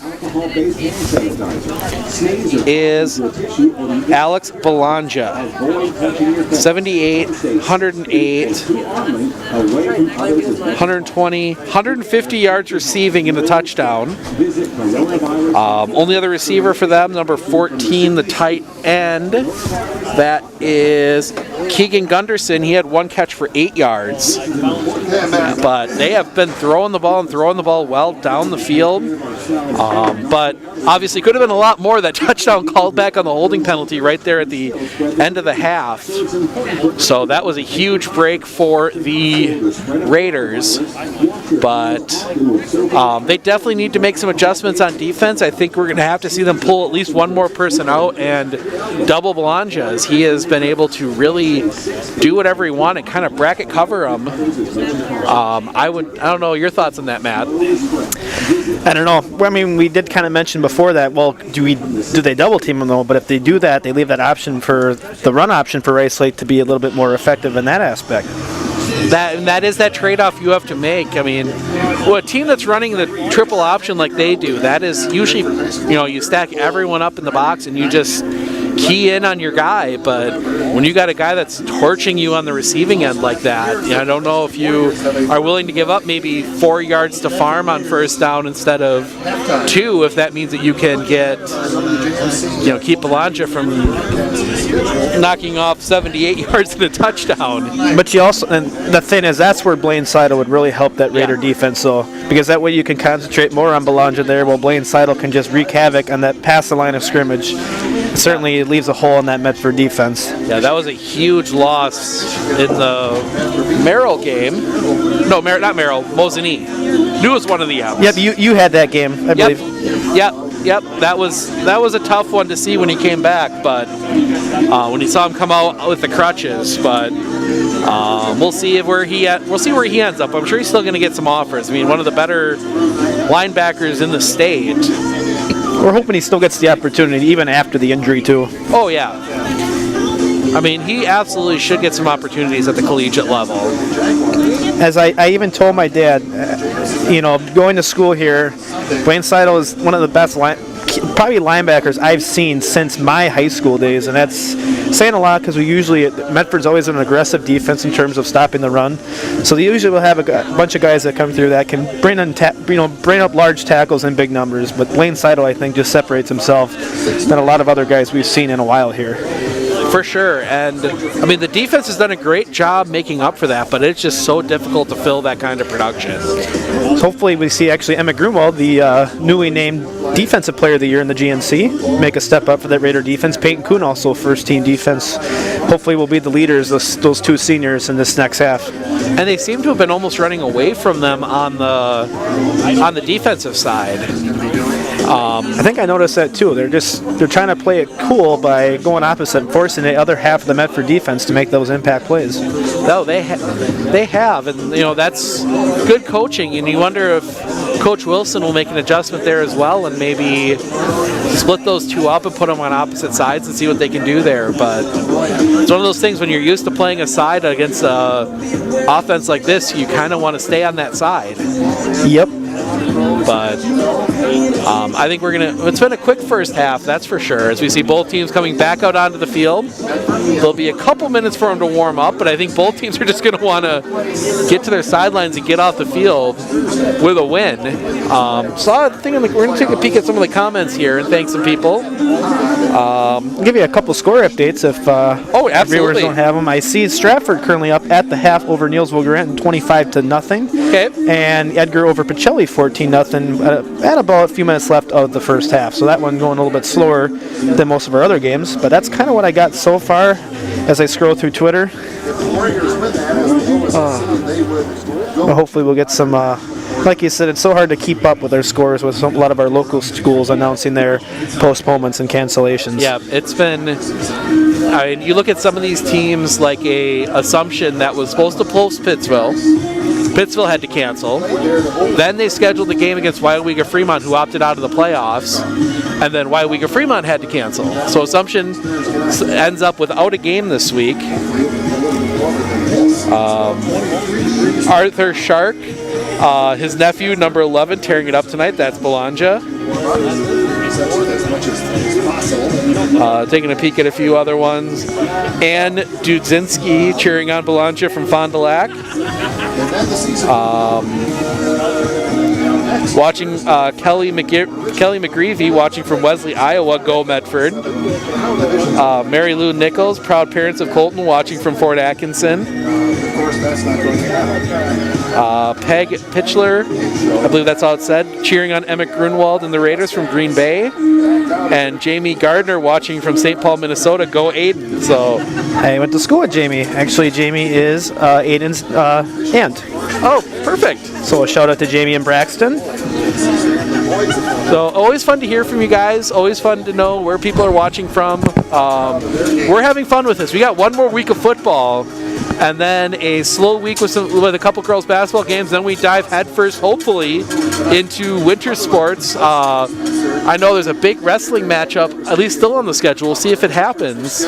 Coming up on the December 4th, the four-time defending state championship qualifying Stratford Tigers will be at the middle school to take on the Medford Raiders in wrestling. Stratford, 3 straight state titles in last going in before last. No, they did get state wrestling last year because they came back with the silver trophy a couple years in a row now. So yeah, they got 3 state titles and 2 silver trophies, and they're going to be coming up here to the middle school to take on the Raider wrestling team. We will have plan is to have that one live if it happens. I know a lot of the schedules are still up in the air, but we're going to have some basketball, we're going to have some wrestling, some hockey. I know I'm excited to see a couple big matchups up here at the Simic Arena. Both Marshfield squads, boys and girls, are coming up here at different times. So my alma mater gets to play Medford. And so that should be a fun one. Trying to think of what else we've got coming up that I know I saw on the schedule. Similar, we are guaranteed to have every boys' home swim meet, just as there's not fans allowed into the pool for swimming. We will also try and get as much of the home events as we can. Obviously in winter there's a lot of stuff all going on at the same time, so we will do our best to get you a good mix of all the schools, as we've got some good Stratford Auburndale, Marathon Auburndale, that trifecta, always a good matchup. Looking at some stuff in the Valley, some Marshfield, Abbey Colby over Christmas break play a boys and girls doubleheader at Abbotsford. Good rivalry there. We actually, Stephen, just picked up a game versus Edgar just after the holidays too for boys basketball. So interesting GNC Merrillwood non-conference matchup. Yep.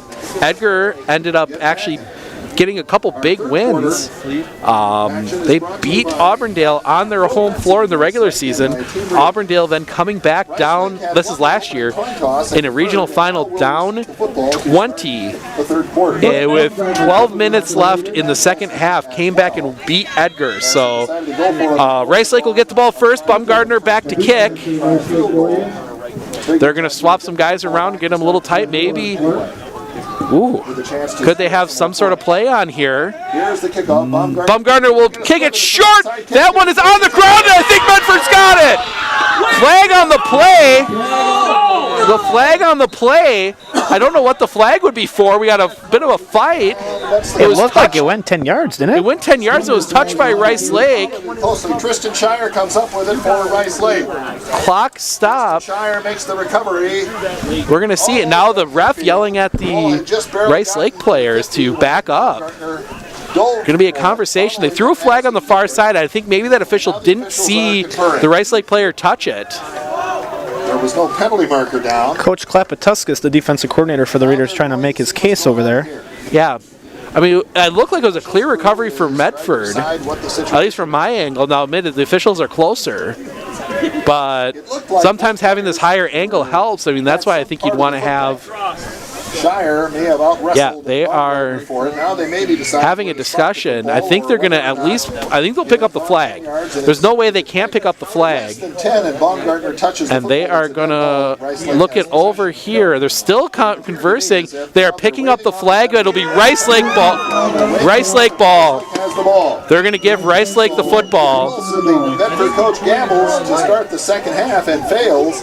And the official pointed Rice Lake's way. They're ruling Rice Lake football. But did they really give an explanation on why the flag was thrown, or was it like inadvertent? I think the official on the far, my guess is the official on the far side didn't see the Rice Lake player jump up and touch it. Okay. I think he was shielded, so throw the flag. You can always pick the flag up, but Rice Lake will have the football. Rice Lake hurrying out. Officials holding it, but Rice Lake will have the football, and I don't know if that's the right call. That one up the middle, Farm breaking a couple tackles, and he'll have 8. That's a very relentless run by Farm. I can see why he's a nightmare for most defenses. I mean, he's that. You know who he reminds me a lot of? Ian Wilson. 10 carries. The big. I can see that a little bit, actually. Back that you can just hand the ball to, and at minimum he's going to fall forward and get you 2 or 3. A little bit different use of him, but I think if he was in Rice Lake, that's probably where they'd stick him. As they will hand to Farm again. Farm will get forward, and he's going to have the first down. Held up, but he will get the first down as he will pick up 3. As we see them now a little more relentless on the run, but we saw that before where they will just kind of pound with Farm and Perkins and Fisher, and then all of a sudden they will fake the handoff, and Fensky will drop back and just chuck that one at the end zone. As Belanger will go out to the far side. It's Perkins and Fisher are the wingbacks, and Farm is the tailback. Fensky under center, sends Perkins in motion, hands to Farm. Farm will get up the middle, and he's going to get 4. Farm gets 4 more. Just up the middle, fall forward. I mean, that is about as good of a strategy as you can get. Fensky gets the play. Into the huddle. They don't really change personnel. They move them around a little bit as Belanger comes to the near side. It is Perkins to the near side, Fisher to the far side. Farm again in the backfield, Fensky under center. Send Fisher in motion this time. Fensky keeps it under pressure. He's going to work his way up, and he's going to go down. Fensky sacked. He had no chance. Deep drop, and when he turned around to look to throw, he had 3 Raiders around him. That is going to be a loss of 8. They're going to sack him for a loss of 8. On 6 carry. So that was a good play there. The defense just swarming them.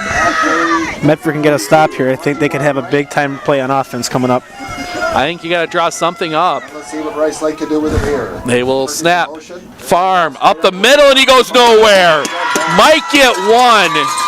They blow the whistle. No, looks like they might mark him right at the line of scrimmage. So Farm gets nothing, and that sets up a 4th and long, and Fensky's going to drop back and punt for me. Jump back to punt. I mean, this is dangerous territory for a fake, and especially when your quarterback's your punter, you got some opportunities. Missing a lineman. They send someone in. A fake punt once this year, and that was hearing from the Rice Lake radio guy that is sitting right next to us is no, they're going to come out in an offensive formation. They're going for it. was out. They're going to reset. Go for it. 4th and 12. He's not snap. Looking. Pressure comes again. Fensky's going to boot it. That's going to come down the field, take a sideways bounce, and be down at the 10. Wow, that was dangerous. You don't see that very often, Steven. No, that was ask of the Tom Brady pooch punt. I've seen LSU do that, where they just run out kind of like, a pooch kick. Sure. But it's not very often where you're looking like you're going to be in formation and actually go for 4th down and then punt it away in a very dangerous situation. I mean, the big thing you have there is you don't get protection as a kicker. No. And 2, I mean, that one was close to being blocked. I didn't see which Medford player got close to it. Snap. They're going to hand it off, and that's going to go nowhere. They're going to pile it up right at the line of scrimmage. Right on top of everything on the defensive side. Then see who got the carry. And Grunwald carrying the ball. Grunwald on the carry. Gets nothing. 2nd and 10. His 5th carry has 11 yards. 2nd and 10 for Medford at the that 11. is, 8:27. that's not what you want to see as Medford. They send But they're going to send more of that pistol formation. Kuhn to the near side. I think it's Church to the far side. Snap. They're going to hand back. That is up the middle. They're going to get a couple. Grunwald again on the carry. Has a couple of tough yards. This time he's going to get 3. 6 carries now. As I just lost my stat page in my book. I noticed that Carson Kleiss, the senior wide receiver for the Raiders, isn't suited up tonight, so curious to see if he's hurt. But otherwise, he's got a couple touchdowns this year for the Raiders. Yeah, I believe it's his younger brother, Charlie, isn't it? Charlie is a sophomore. Sophomore, but is that his brother? Yep. Yeah, made ESPN. Yep. Snap, looking to throw. Catch is made. That should be a 1st down, and just barely is to Rederath. They needed 8. They got 8 and an inch. So Rederath, his first catch, and that is a 1st down for the Raiders. Plenty of time here, and the defense doing a good job on that first drive as Rederath will come back in, see if he's at quarterback. Bumgardner, is that him? Yeah, that's Bumgardner on the sideline. So Rederath will be at quarterback. Nope, Bumgardner's still in that 16 over there. 3 wideouts. So they're going to bring three wideouts to the near side. That's Church, Grunwald, and the handoff up the middle. That's going to be a run. That's going to get about 3. He has yardage of about 2 yards. Hand that one off to 7. That is Tucker Schreiner. Tucker Schreiner, the sophomore. That is his first carry, and he gets 3. So that'll set up 2nd and 7. And he gains 2 yards. Heard a lot of good things about Tucker Schreiner. Should be an impactful player for that Raiders team in the next couple of years. Seen him in a couple of the JV games. He's looked pretty good. 3 wideouts here to the near side again. Snap. Schreiner looking to block. Throwing near side. Plot. That is Peyton Kuhn, and Peyton Kuhn's going to be swallowed immediately. 25. So that will be no gain on the pass play. For Medford. No gain on the play. And that will set up 3rd and 7. Catches that Kuhn has been brought down for no gain. was a well drawn up play, but Rice Lake sussed that one out pretty quick. The Warriors can hold them here. As now we're going to see Baumgartner come off. I believe that's going to switch, and now here comes Rederath. So Rederath will be in the backfield. You could probably say this is Medford's biggest non-conference rivalry in the football program. Rice Lake usually has the Medford's number most years. Rederath gets the snap. He's going to take it himself into the line. He's going to push forward. He's going to be out near the first down. He's only going to be a yard short. Rederath's going to run that one for at the 32-yard line. He's going to be about a yard 6, away. And that will set up 4th and about 1, maybe a long 1.5. Interesting to see what they draw up here as Baumgartner comes back onto the field. See if they're punting. They don't see the rest of the punt team. Looks like they're going for it. Call it 7. Were they 0 for 2 so far, Steven, or 0 for 1? 0 for 2. Well, by golly, they're going to go for it. So, I mean, at this point, you might as well go for it. That really tight backfield. Baumgartner under center. Snap. Fakes the handoff. Looking to throw. He's got his guy wide open. Catch is made. Cross the 50. Down to the 40. First down, Medford. Pass play of 25 to... Did you see who caught that one? I didn't. I couldn't tell exactly. Either it was Church, it might have been Kuhn. All right, we're going to put that unassigned for 25. We'll go back and look at the tape later. But that is 1st and 10 at the 41. That is a momentum-shifting play, and now we're going to see might have been stacked up formation. Snap goes to Grunwald. Grunwald trying to make third in the corner. He's got nothing. He's going to be pushed out of bounds.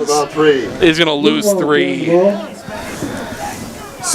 Again, running that play, and Rice Lake ready for it.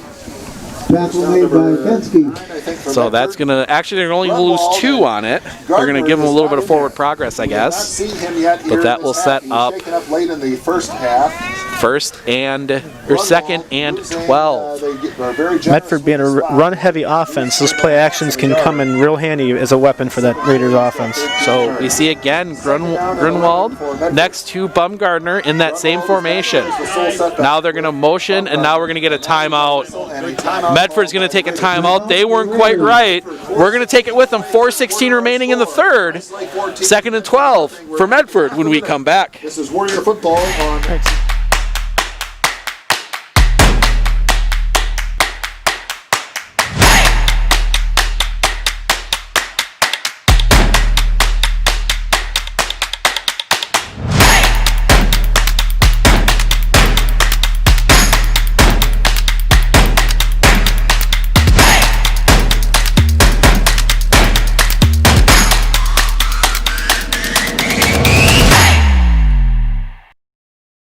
All right, welcome back. 4:16 remaining here in the third quarter. Medford down 14, but they are driving. They're going to have a 2nd and 12. Looked a little discombobulated there on the play, and Coach Wilson running out quick and taking the timeout.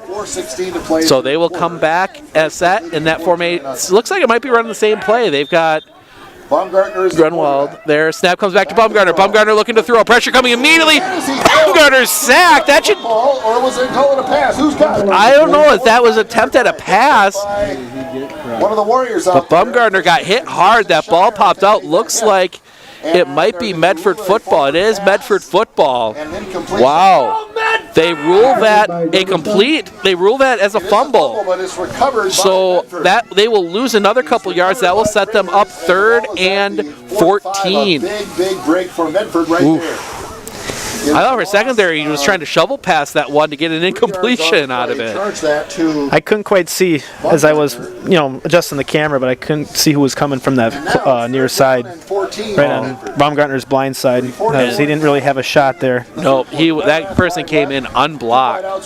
So now we see Baumgartner with Schreiner next to him.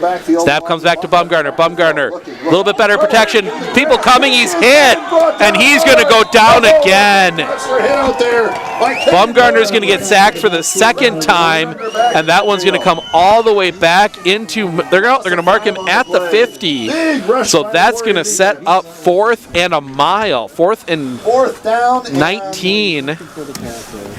19 for Medford. They're just sending everything in the kitchen sink at him, and Bumgarner not able to get the ball out in Great time. opportunities to score at the end of the first half. So Bumgarner will come back in. Second half with great field position. Not sure. It looks like they might be going for it. Unable to get any points out of it. Rice Lake secondary doing a very good job on those Medford wideouts, making it tough for Baumgartner to find that open guy. Well, and it's coming out of that tight formation like that, it's hard to get routes going, but now they come out spread. 3 of the wide receivers to the near side, 1 to the far side. Snap comes to Bumgarner. Quick throw. Caught. That is going to be short, and it's going to be a turnover on downs. So that's going to be the Rice Lake will take over. That is a completed pass for 10. 44-yard line they're on. But 6 yards on the play. that is way short of the first down, and Rice Lake will take over again. Now teams, just a reminder, this is not like normal playoffs. You're not done. Your season isn't over when you lose. You can still play what counts as a regular season game. So now we've got waiting for them to put the ball in play. And Rice Lake comes out, Belongia right on the sideline. They send Perkins in motion. Handoff goes to Farm up the middle. No, it is Fensky. Fensky's going to almost break it, but he's going to get 9. Wow. I thought Farm had that one, but Fensky kept it. He picks up 9. That is, yeah. I'm just going to say it. They fooled me. If they fooled me from up here, I think they fooled the defense a bit too. But give credit to Nate Doriot. He was the guy that got the tackle. He was the last-ditch defender and just got a couple arms around Fensky and kept him from finding the end zone because there was no one after that. So Fensky will come set. They will send Perkins in motion. Handoff goes up the middle to Farm. Farm will have the first down. So Farm will pick that one up. He's going to get 5. Gooden on the tackle. Caleb Gooden on the tackle. That is a first down for the Warriors. Clock running. We're under 2 minutes in the third quarter. Medford just not having an answer for this offense. They've been able to stop them a few times, but a couple of those times it's been self-inflicted issues as Belongia comes to the near side. Fisher and Perkins are the wing backs. Farm, Perkins in motion. Fensky to pass. Pressure coming, throwing. Belongia's got back behind the defense, caught, end zone touchdown. Belongia had probably 5 yards on the Raider defense, and he will go into the end zone. That is a 42-yard touchdown pass. The Warriors are up 20-0. And that's going to bring him up. Oh, he's got to be near 200, huh, Steven? 108, 116, 146, 158. Yeah, it's in the 190s. That's unreal at the high school level, especially. Snap, ball down, kick on its way low. Almost took out the end zone camera. So that is no good. So it is 20-0. We're going to step aside for 30 seconds. Be back with the kickoff right after this. 198. Bank, originally incorporated in Marshfield, has been around for 100 years, and in those 100 years has grown tremendously and continues to do so. With locations in Colby, Greenwood, Marshfield, Medford, Stanley, Thorpe, and Withee, they are always looking to be part of your family, business, farm, or nonprofit. For personal loans, business loans, life insurance, or homeowners insurance, stop by one of their 7 convenient locations and see how they can help you move forward. All right, welcome back. Thank you to the Rice Lake statistician for giving me the update, as it is 198 yards receiving for Andrew Belongia here tonight and 2 touchdowns as Rice Lake gets out to a 20-0 lead. Minute 20 remaining third quarter, and they are going to be kicking off again. Fensky will be setting that up on the far hash. Gardner back deep for the Raiders. And 2 touchdowns. And it's 20 looks like Aiden Gardner back out, but he's back on defense. That one's going to be a short kick that'll be fielded up by Surik. Surik looking to get some blocks. Gets out past the 30. He's going to get out to the 34. So good field position. Colton Surik gets Medford set up, but they got some work to do. Down 20. Interesting to see what Medford decides to do, if they stay in their offense or start trying to open it up a little bit. Their first series or 2 of the third period. As Gardner we see right now with Bumgardner for 61 yards. coming in. Stephen, you mentioned the playoff format where teams aren't done, correct? Correct. I was going to give you a quick matchup, but we'll wait to this play. All right. We get set. Snap comes back. Snap. Oh, that could have been dangerous as Bumgardner had to go down. Gardner gets it, but he gets nothing. Might actually lose a yard. They are all over that guy. Was that Gardner? Big play for the Warrior defense. Yes, it was. So Gardner will lose one. Who's played well on defense tonight. What was your matchup? I was going to say, so there was a bunch of the 8-man teams opted out, as we've seen, like WIAA Newman. We've seen Gilman opt out as well. Yep. Actually, Gilman and Belmont scheduled a makeup game. Belmont down in southern Wisconsin. Yep. Number 2 team in 8-man, Gilman number 3. They played a matchup tonight so far at Woodside Complex in Boston. So yeah, they made their own trophies for state champions. Snap. This is Rederath. Rederath goes into the line. He's just going to fall forward. He's going to get a few. He will get 5. But that will set up third and 5. Yeah, they made trophies for themselves. Every 8-player state champion, 8-player runner-up, which is kind of funny considering there are 4 undefeated teams in 8-player. But they're self-crowning themselves state champion and state runner-up tonight. WIAA Newman might have a say in that. Well, not just that, as they will head to the fourth quarter. We'll keep it here and talk about that one. WIAA Newman is out. They are done for the year. They've shut their program down after some positive tests, to my understanding. That's not official. Luck. They would, but their quarterback was out for 2 weeks on a quarantine. He was going to be back for the playoffs, but they opted out to play a couple games they missed. So really, 2 of the best teams in the state, really the 2 best teams in the state in 8-player, both out for the playoffs, and then you got the next 2 that are crowning themselves state champion and state runner-up tonight. So unofficial, WIAA not crowning any state champions in football at any division, no matter who plays who. You're going to get some regional championship plaques and stuff that my understanding is they're mailing out after the games next week.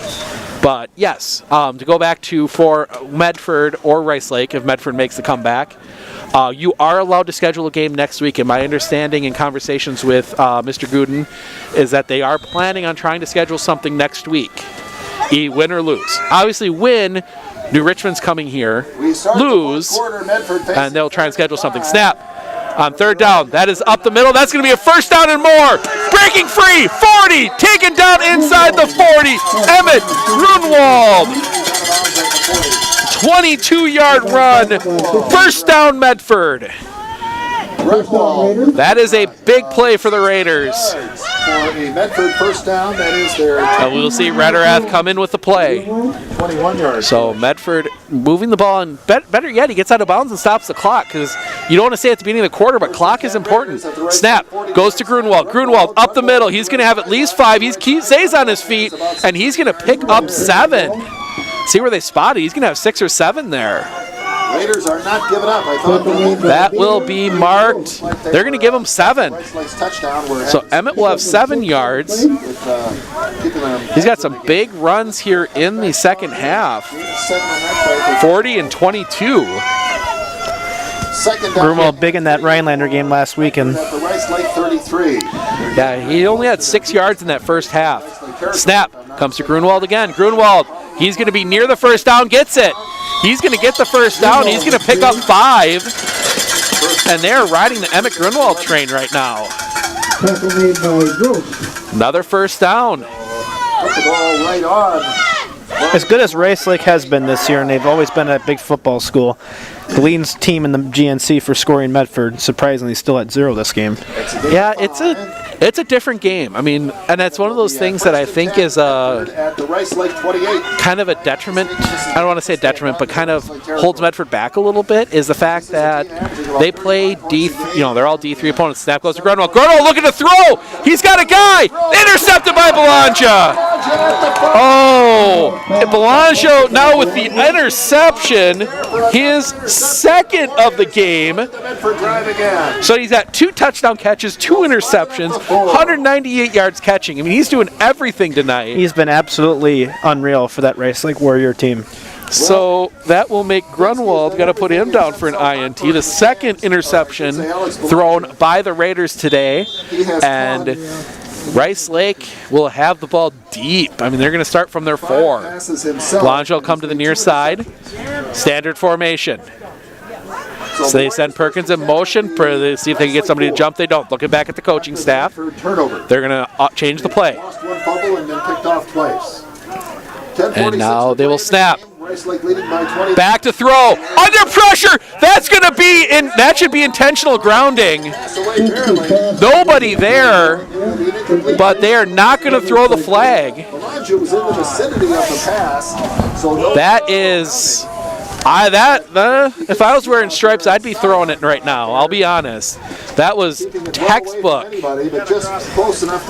Yeah, barely. But intentional grounding out in the end zone.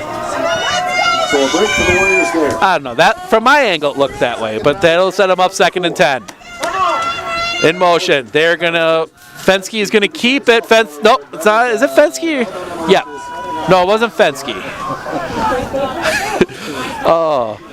That offense messing with you every time. And it's definitely a tough spot on the field to actually get that exact guy. Yeah, it's when they're that far downfield, all you can see from the line of scrimmage is the backs of the Medford defenders. So no gain. Oh, 3rd and 8. So we're going to mark that one. I'm just going to mark that one unassigned. Gain of 2. So 3rd and 8. Now they're going to double up. Rederath and Church both on Belongia. Belongia, pressure comes immediately. They're going to run it to the far side. They're not going to get it. They're going to get... That is Farm, I believe, and that will set it up 4th and 5. So Farm will pick up another 3. And they will send out the punt team. 3 yards for Farm. So the interception doesn't come back to hurt Medford, and they should get some good field position. Emmett Grunwald back to make the return. So Fensky is back there. He's going to be standing right about his 40. Fensky, high snap, does bring it down. Kick gets away. Flag comes in. Grunwald will catch it. Did not call for a fair catch. He will be tackled at 30. We'll see what the flag's for. So flag on the play. Let's see what the flag's for. I mean, depending on where it is and what the call is. If it stands. That'll be at the 30. I mean, I think if you're Medford, you take the ball there. That's pretty good field position, and a rather poor punt from Fensky. He's usually a much better punter. Conversation. 20-0. We're going to see what it's for. It is holding on Rice Lake. Now, that's going to depend on where it is. It looks like it's outside the end zone. So I think they're going to take the ball at, looks like they might take the ball at the 30. What Ted Wilson wants to do here. Conversation with Coach Wilson. They're consulting with the Medford bench, and it has and he's going to say they're going to decline the penalty and take the ball at the 30. So Medford with great field position. That was a dangerous call. That calls a few further yards back. That's a safety. 25 yards. Well, you're not going to get too much of a penalty in the end zone's a safety. So, but they will see what they can do. 9:26 remaining. See if they can get some points on the board. All right. Finishing our thought here, Rice Lake plays in a conference that is mostly Division I, Division II schools. Snap. Rederath up the middle, room to run. He's going to get the first down. Rederath up the middle for 11. 1st and 10 from the 20, and Medford in the red zone. Is this the first time they made it down beyond the 20? What exact spot was when Baumgartner threw that interception in the end zone? Oh, that was outside the 20. So yeah, this should be the first one. Yeah, this is their first time inside the red zone. So there's some opportunity. 1st and 10 from right on the 20-yard line. Snap comes to Rederath. Rederath's going to take it far side. He's going to run into a wall. Spins, gets a couple, and flags come in for the face mask. Looked like it might have been. It was hard on that angle, but I think that's going to be a face mask. Late flags. Give credit to the Medford fan sitting next to me for calling that one. Personal foul, 15 yards. That's going to be another.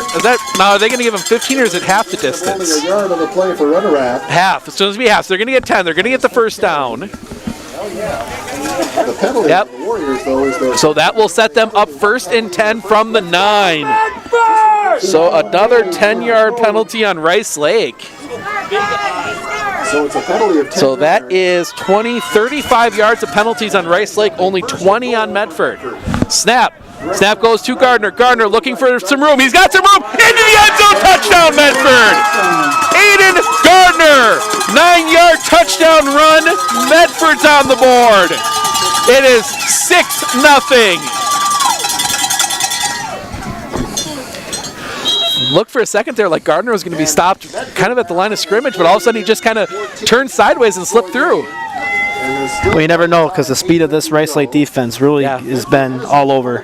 It has been. So they will set up the big I. Dotting the I is they snap, fake it, throw in the middle, intercepted.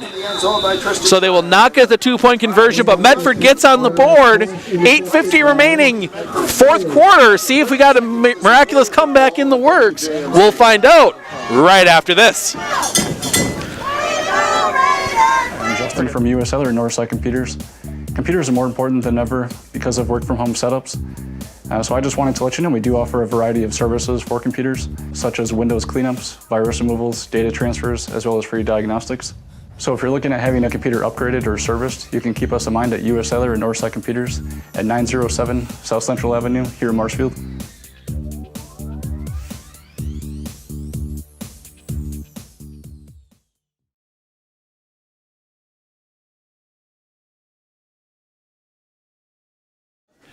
Aiden Gardner, 9-yard touchdown run. Medford on the board, down 20-6. Decision time for Coach Wilson. Do you kick it deep and trust your defense, or do you try an onside? Rice Lake thinks the onside's coming. They got 5 guys on the 50. Minutes and 50 seconds remaining. Might be an opportunity. Then again, over Spencer. I'm trying to think who it was that pulled the. I think it was Rice Lake that kicked that one right off the helmet of one of the up guys and recovered it. So I mean, depending on how much you trust Bumgardner, but he's going to come up and he is going to kick that one short to be fielded at the 20, down to the 30, down the sideline. He's going to be knocked. No, he's going to stay on his feet, and he is going to finally be brought down. All that extra running for a yard, and he will end up at the 36. So looked like he might have gone out of bounds on that far side, but didn't. A lot of extra running, came all the way out to the far hash mark and got 1 yard for it. Sometimes there's an advantage just putting your head down and powering forward. 40 seconds of it left to be chewed up. We've seen those plays where they mess up and all of a sudden you start turning backwards and everything falls apart.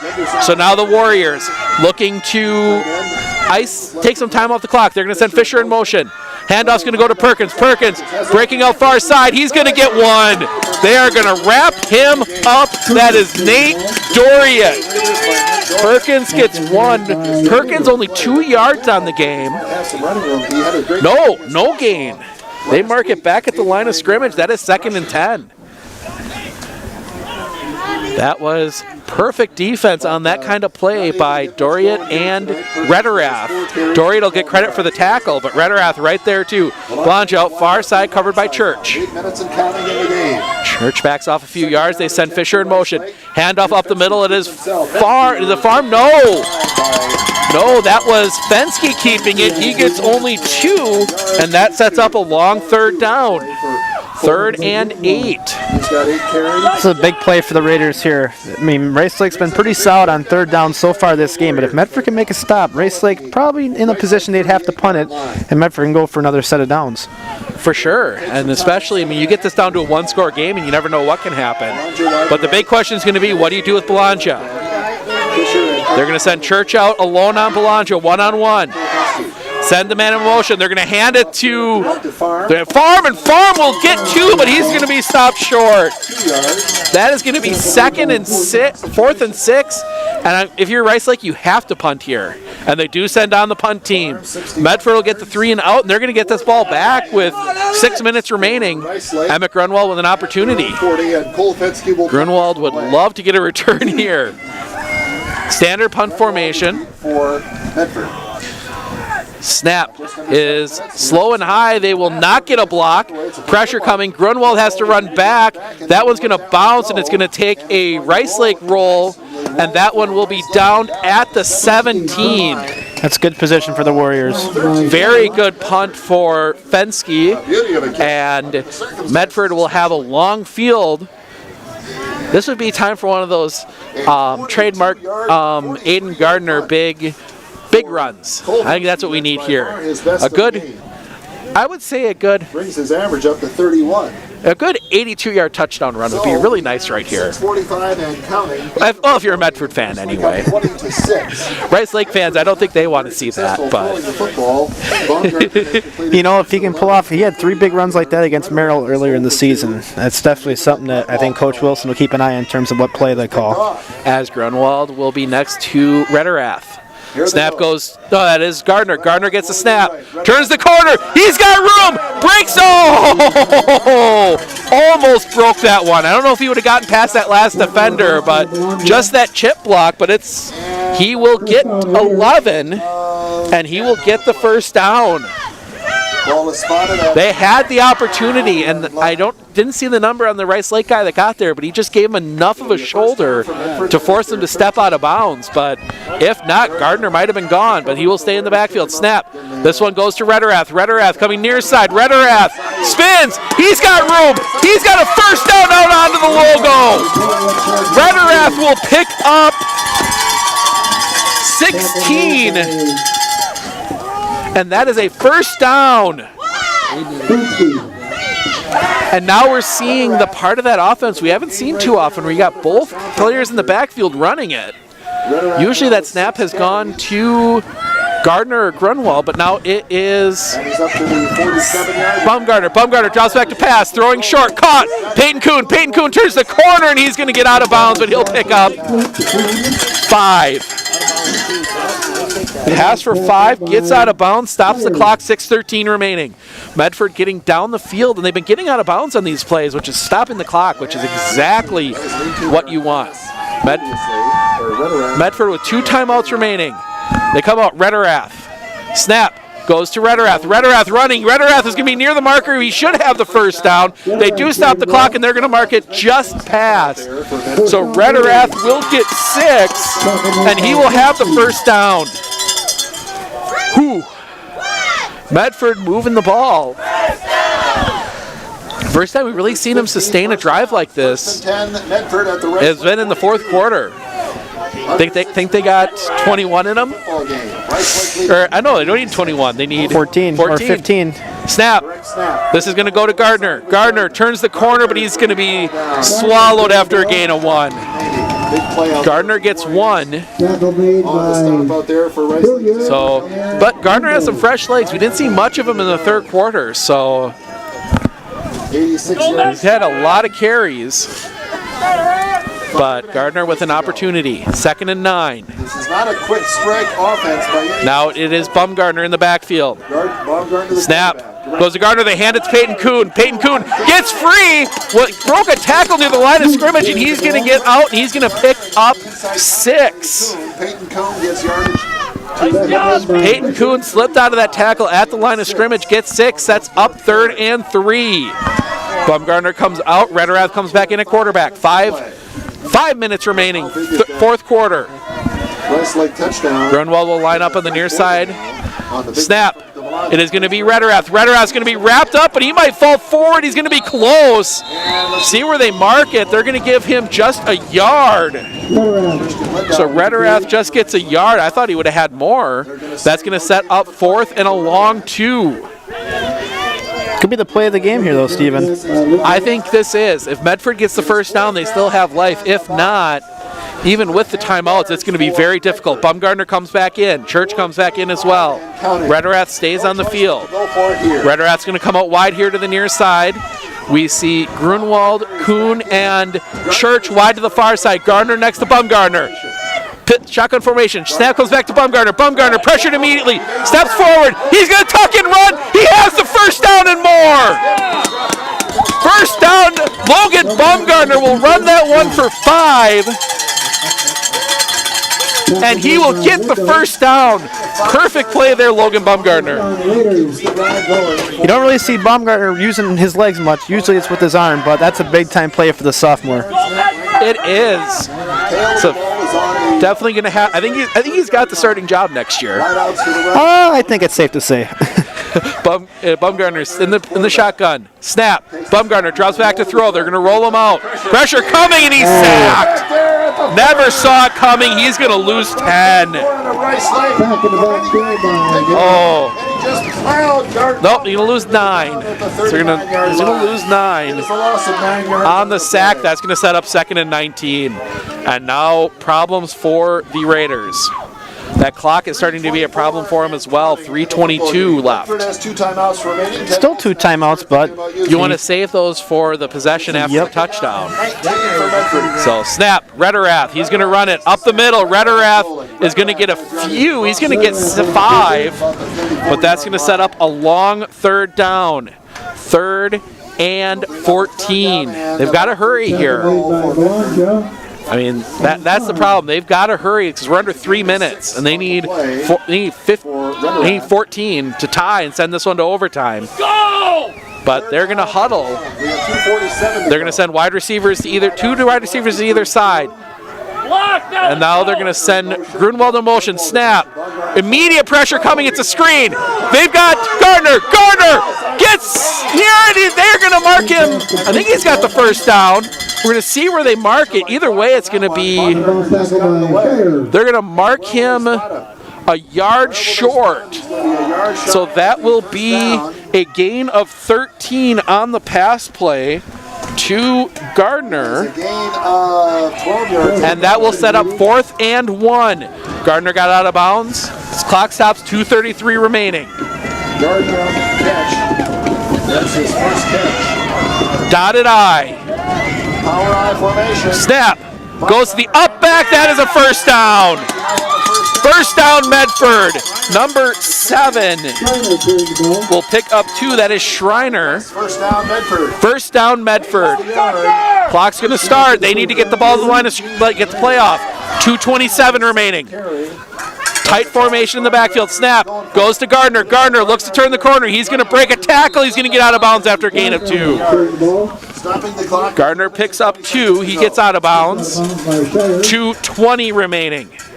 17 I think at some point you've got to try and get a play towards the end zone and try and get some more points on the board here. Let's call it 2 on the play. Probably try an onside kick again. Let's call it 1. With 2 timeouts. 7 yards. But they need points. They need points in the next, I would say in the next 2 or 3 plays. Rederath in the backfield. Snap goes to Rederath. Rederath drop back to throw. Pressure. Throws it in the middle. That one is caught, and he's going to be tackled. In play. So now they're going to have to hurry, get to the line of scrimmage. The pass caught by number 34. Blake Studinger. So, and now the clock running, and they're going to substitute. They got to break this huddle and get going. Under 2 minutes remaining. They're more patient than you probably would think they're going to be. Well, they can't because they're losing time. Bumgarner in the backfield. Snap comes to Bumgarner. He's going to hand up the middle. Gardner's going to be near the 1st down, but he's going to be short. And now Coach Wilson's going to take a timeout. 1:41 remaining. So we're going to step aside. We'll talk about the options on 4th and 1 when we come back. At Fair Independent Mortgage Corporation, we close loans fast.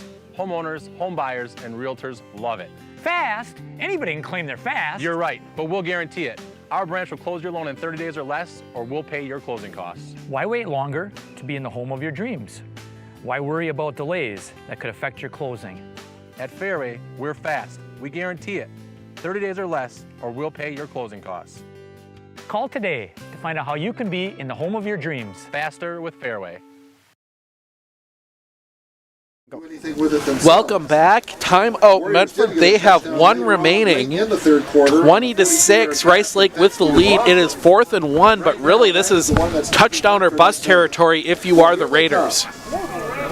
Because with 1:41 remaining and 1 timeout, unless they are lucky enough and they recover the onside kick, that would be about the only way that doesn't come back.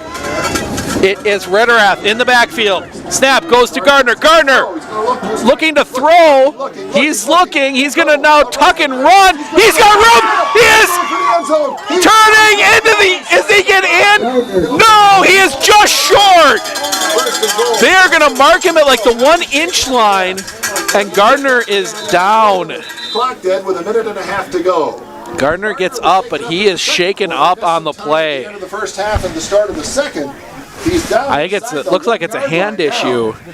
So they're going to have first and goal from the 1. Looked like he was in from our angle, but we have a bit of a distorted angle from our position near midfield.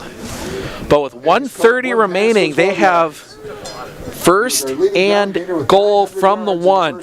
7 games. Gardner, I think he was meant to throw that one. Looked like he was looking to throw, and then he just tucked it and ran and got close. So Gardner's going to come off. Bumgardner in with the play. Clock runs. They're going to need to get this play off quickly. They break and get to the line. First and goal from the 1. That was I'm not even sure how many yards. Snap. They hand it to Grunwald. Grunwald into the end zone. Touchdown, Medford. Medford with a touchdown. 1:17 remaining. Grunwald, the 1-yard touchdown run, set up by the 10-yard run by Aiden Gardner, and it is 20-12. And a 2-point conversion here can set Medford up in good position if they can recover the onside kick. Rederath with Studinger next to him. Snap. Rederath up the middle into the end zone. 2-point conversion is good. 2-point conversion run. Nate Rederath, 1:17 remaining, and they are down 6. We'll have the kickoff when we come back.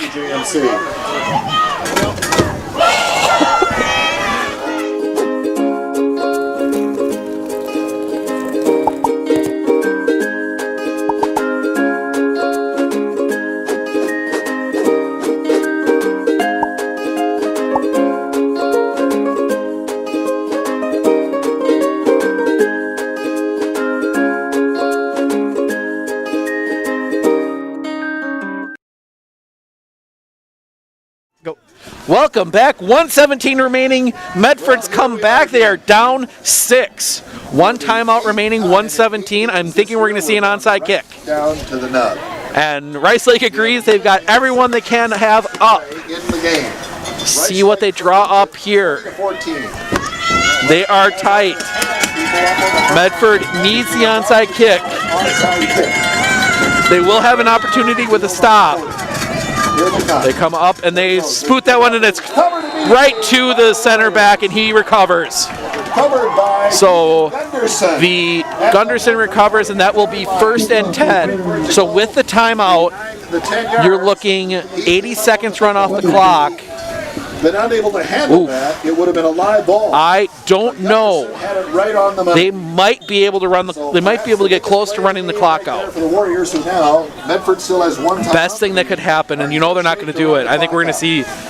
Nope, they're going to come out in victory formation. I don't think they've got time. Snap on the knee. And they're going to let the clock run so they can take 80 seconds off. So I think that will do it. But Coach Wilson is going to take the timeout with 1:07. Maybe get lucky on a bad snap. That is their final timeout. But 1:07 remaining. They're going to take a timeout. We'll keep it here.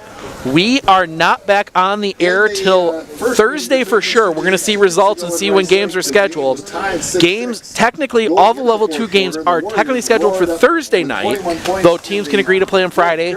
I know for sure we have a non-playoff game Thursday night at Thorpe. The Abbotsford Falcons finishing out their Merriwood Conference schedule. They will play the Thorpe Cardinals at Thorpe Thursday night, 7 o'clock. Move Rice Lake into what amounts to the second and final And round of the we will playoffs. see, I'm going to take a look here to see if I got any other finals coming across on Twitter. It will be interesting to see from here until Thursday what we see for cancellations and postponements.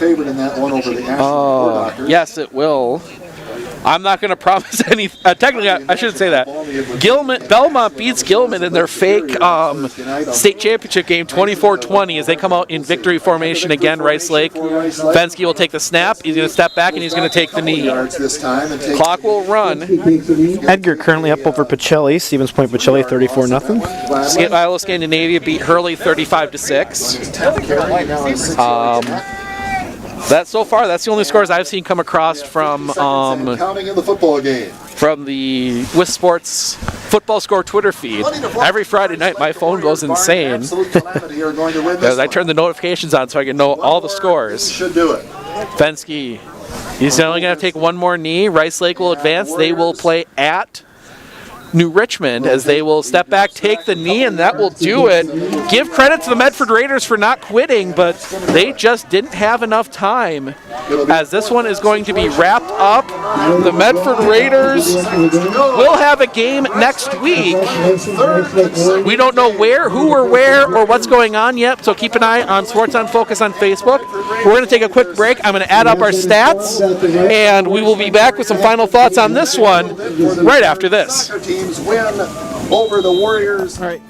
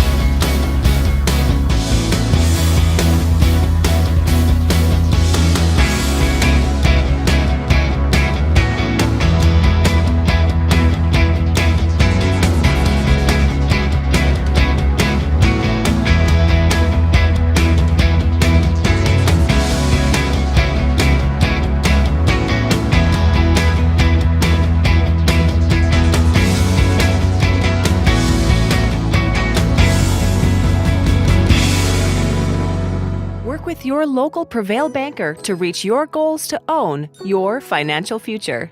I definitely would recommend Prevail Bank to other businesses and have in the past. You can control your future today with Prevail Bank.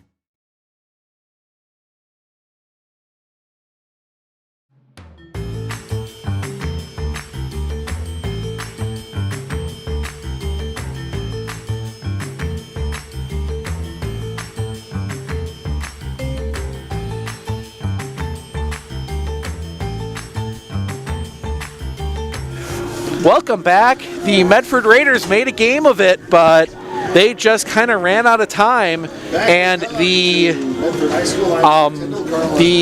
Rice Lake Warriors win it 20-14. I did a little bit of quick math here. Some good rushing numbers in the end. I got 127 yards for Aiden Gardner and a touchdown. I got 122 for Emmett Grunwald, though I'm questioning some of that. think I might have done some bad math there. But 85 from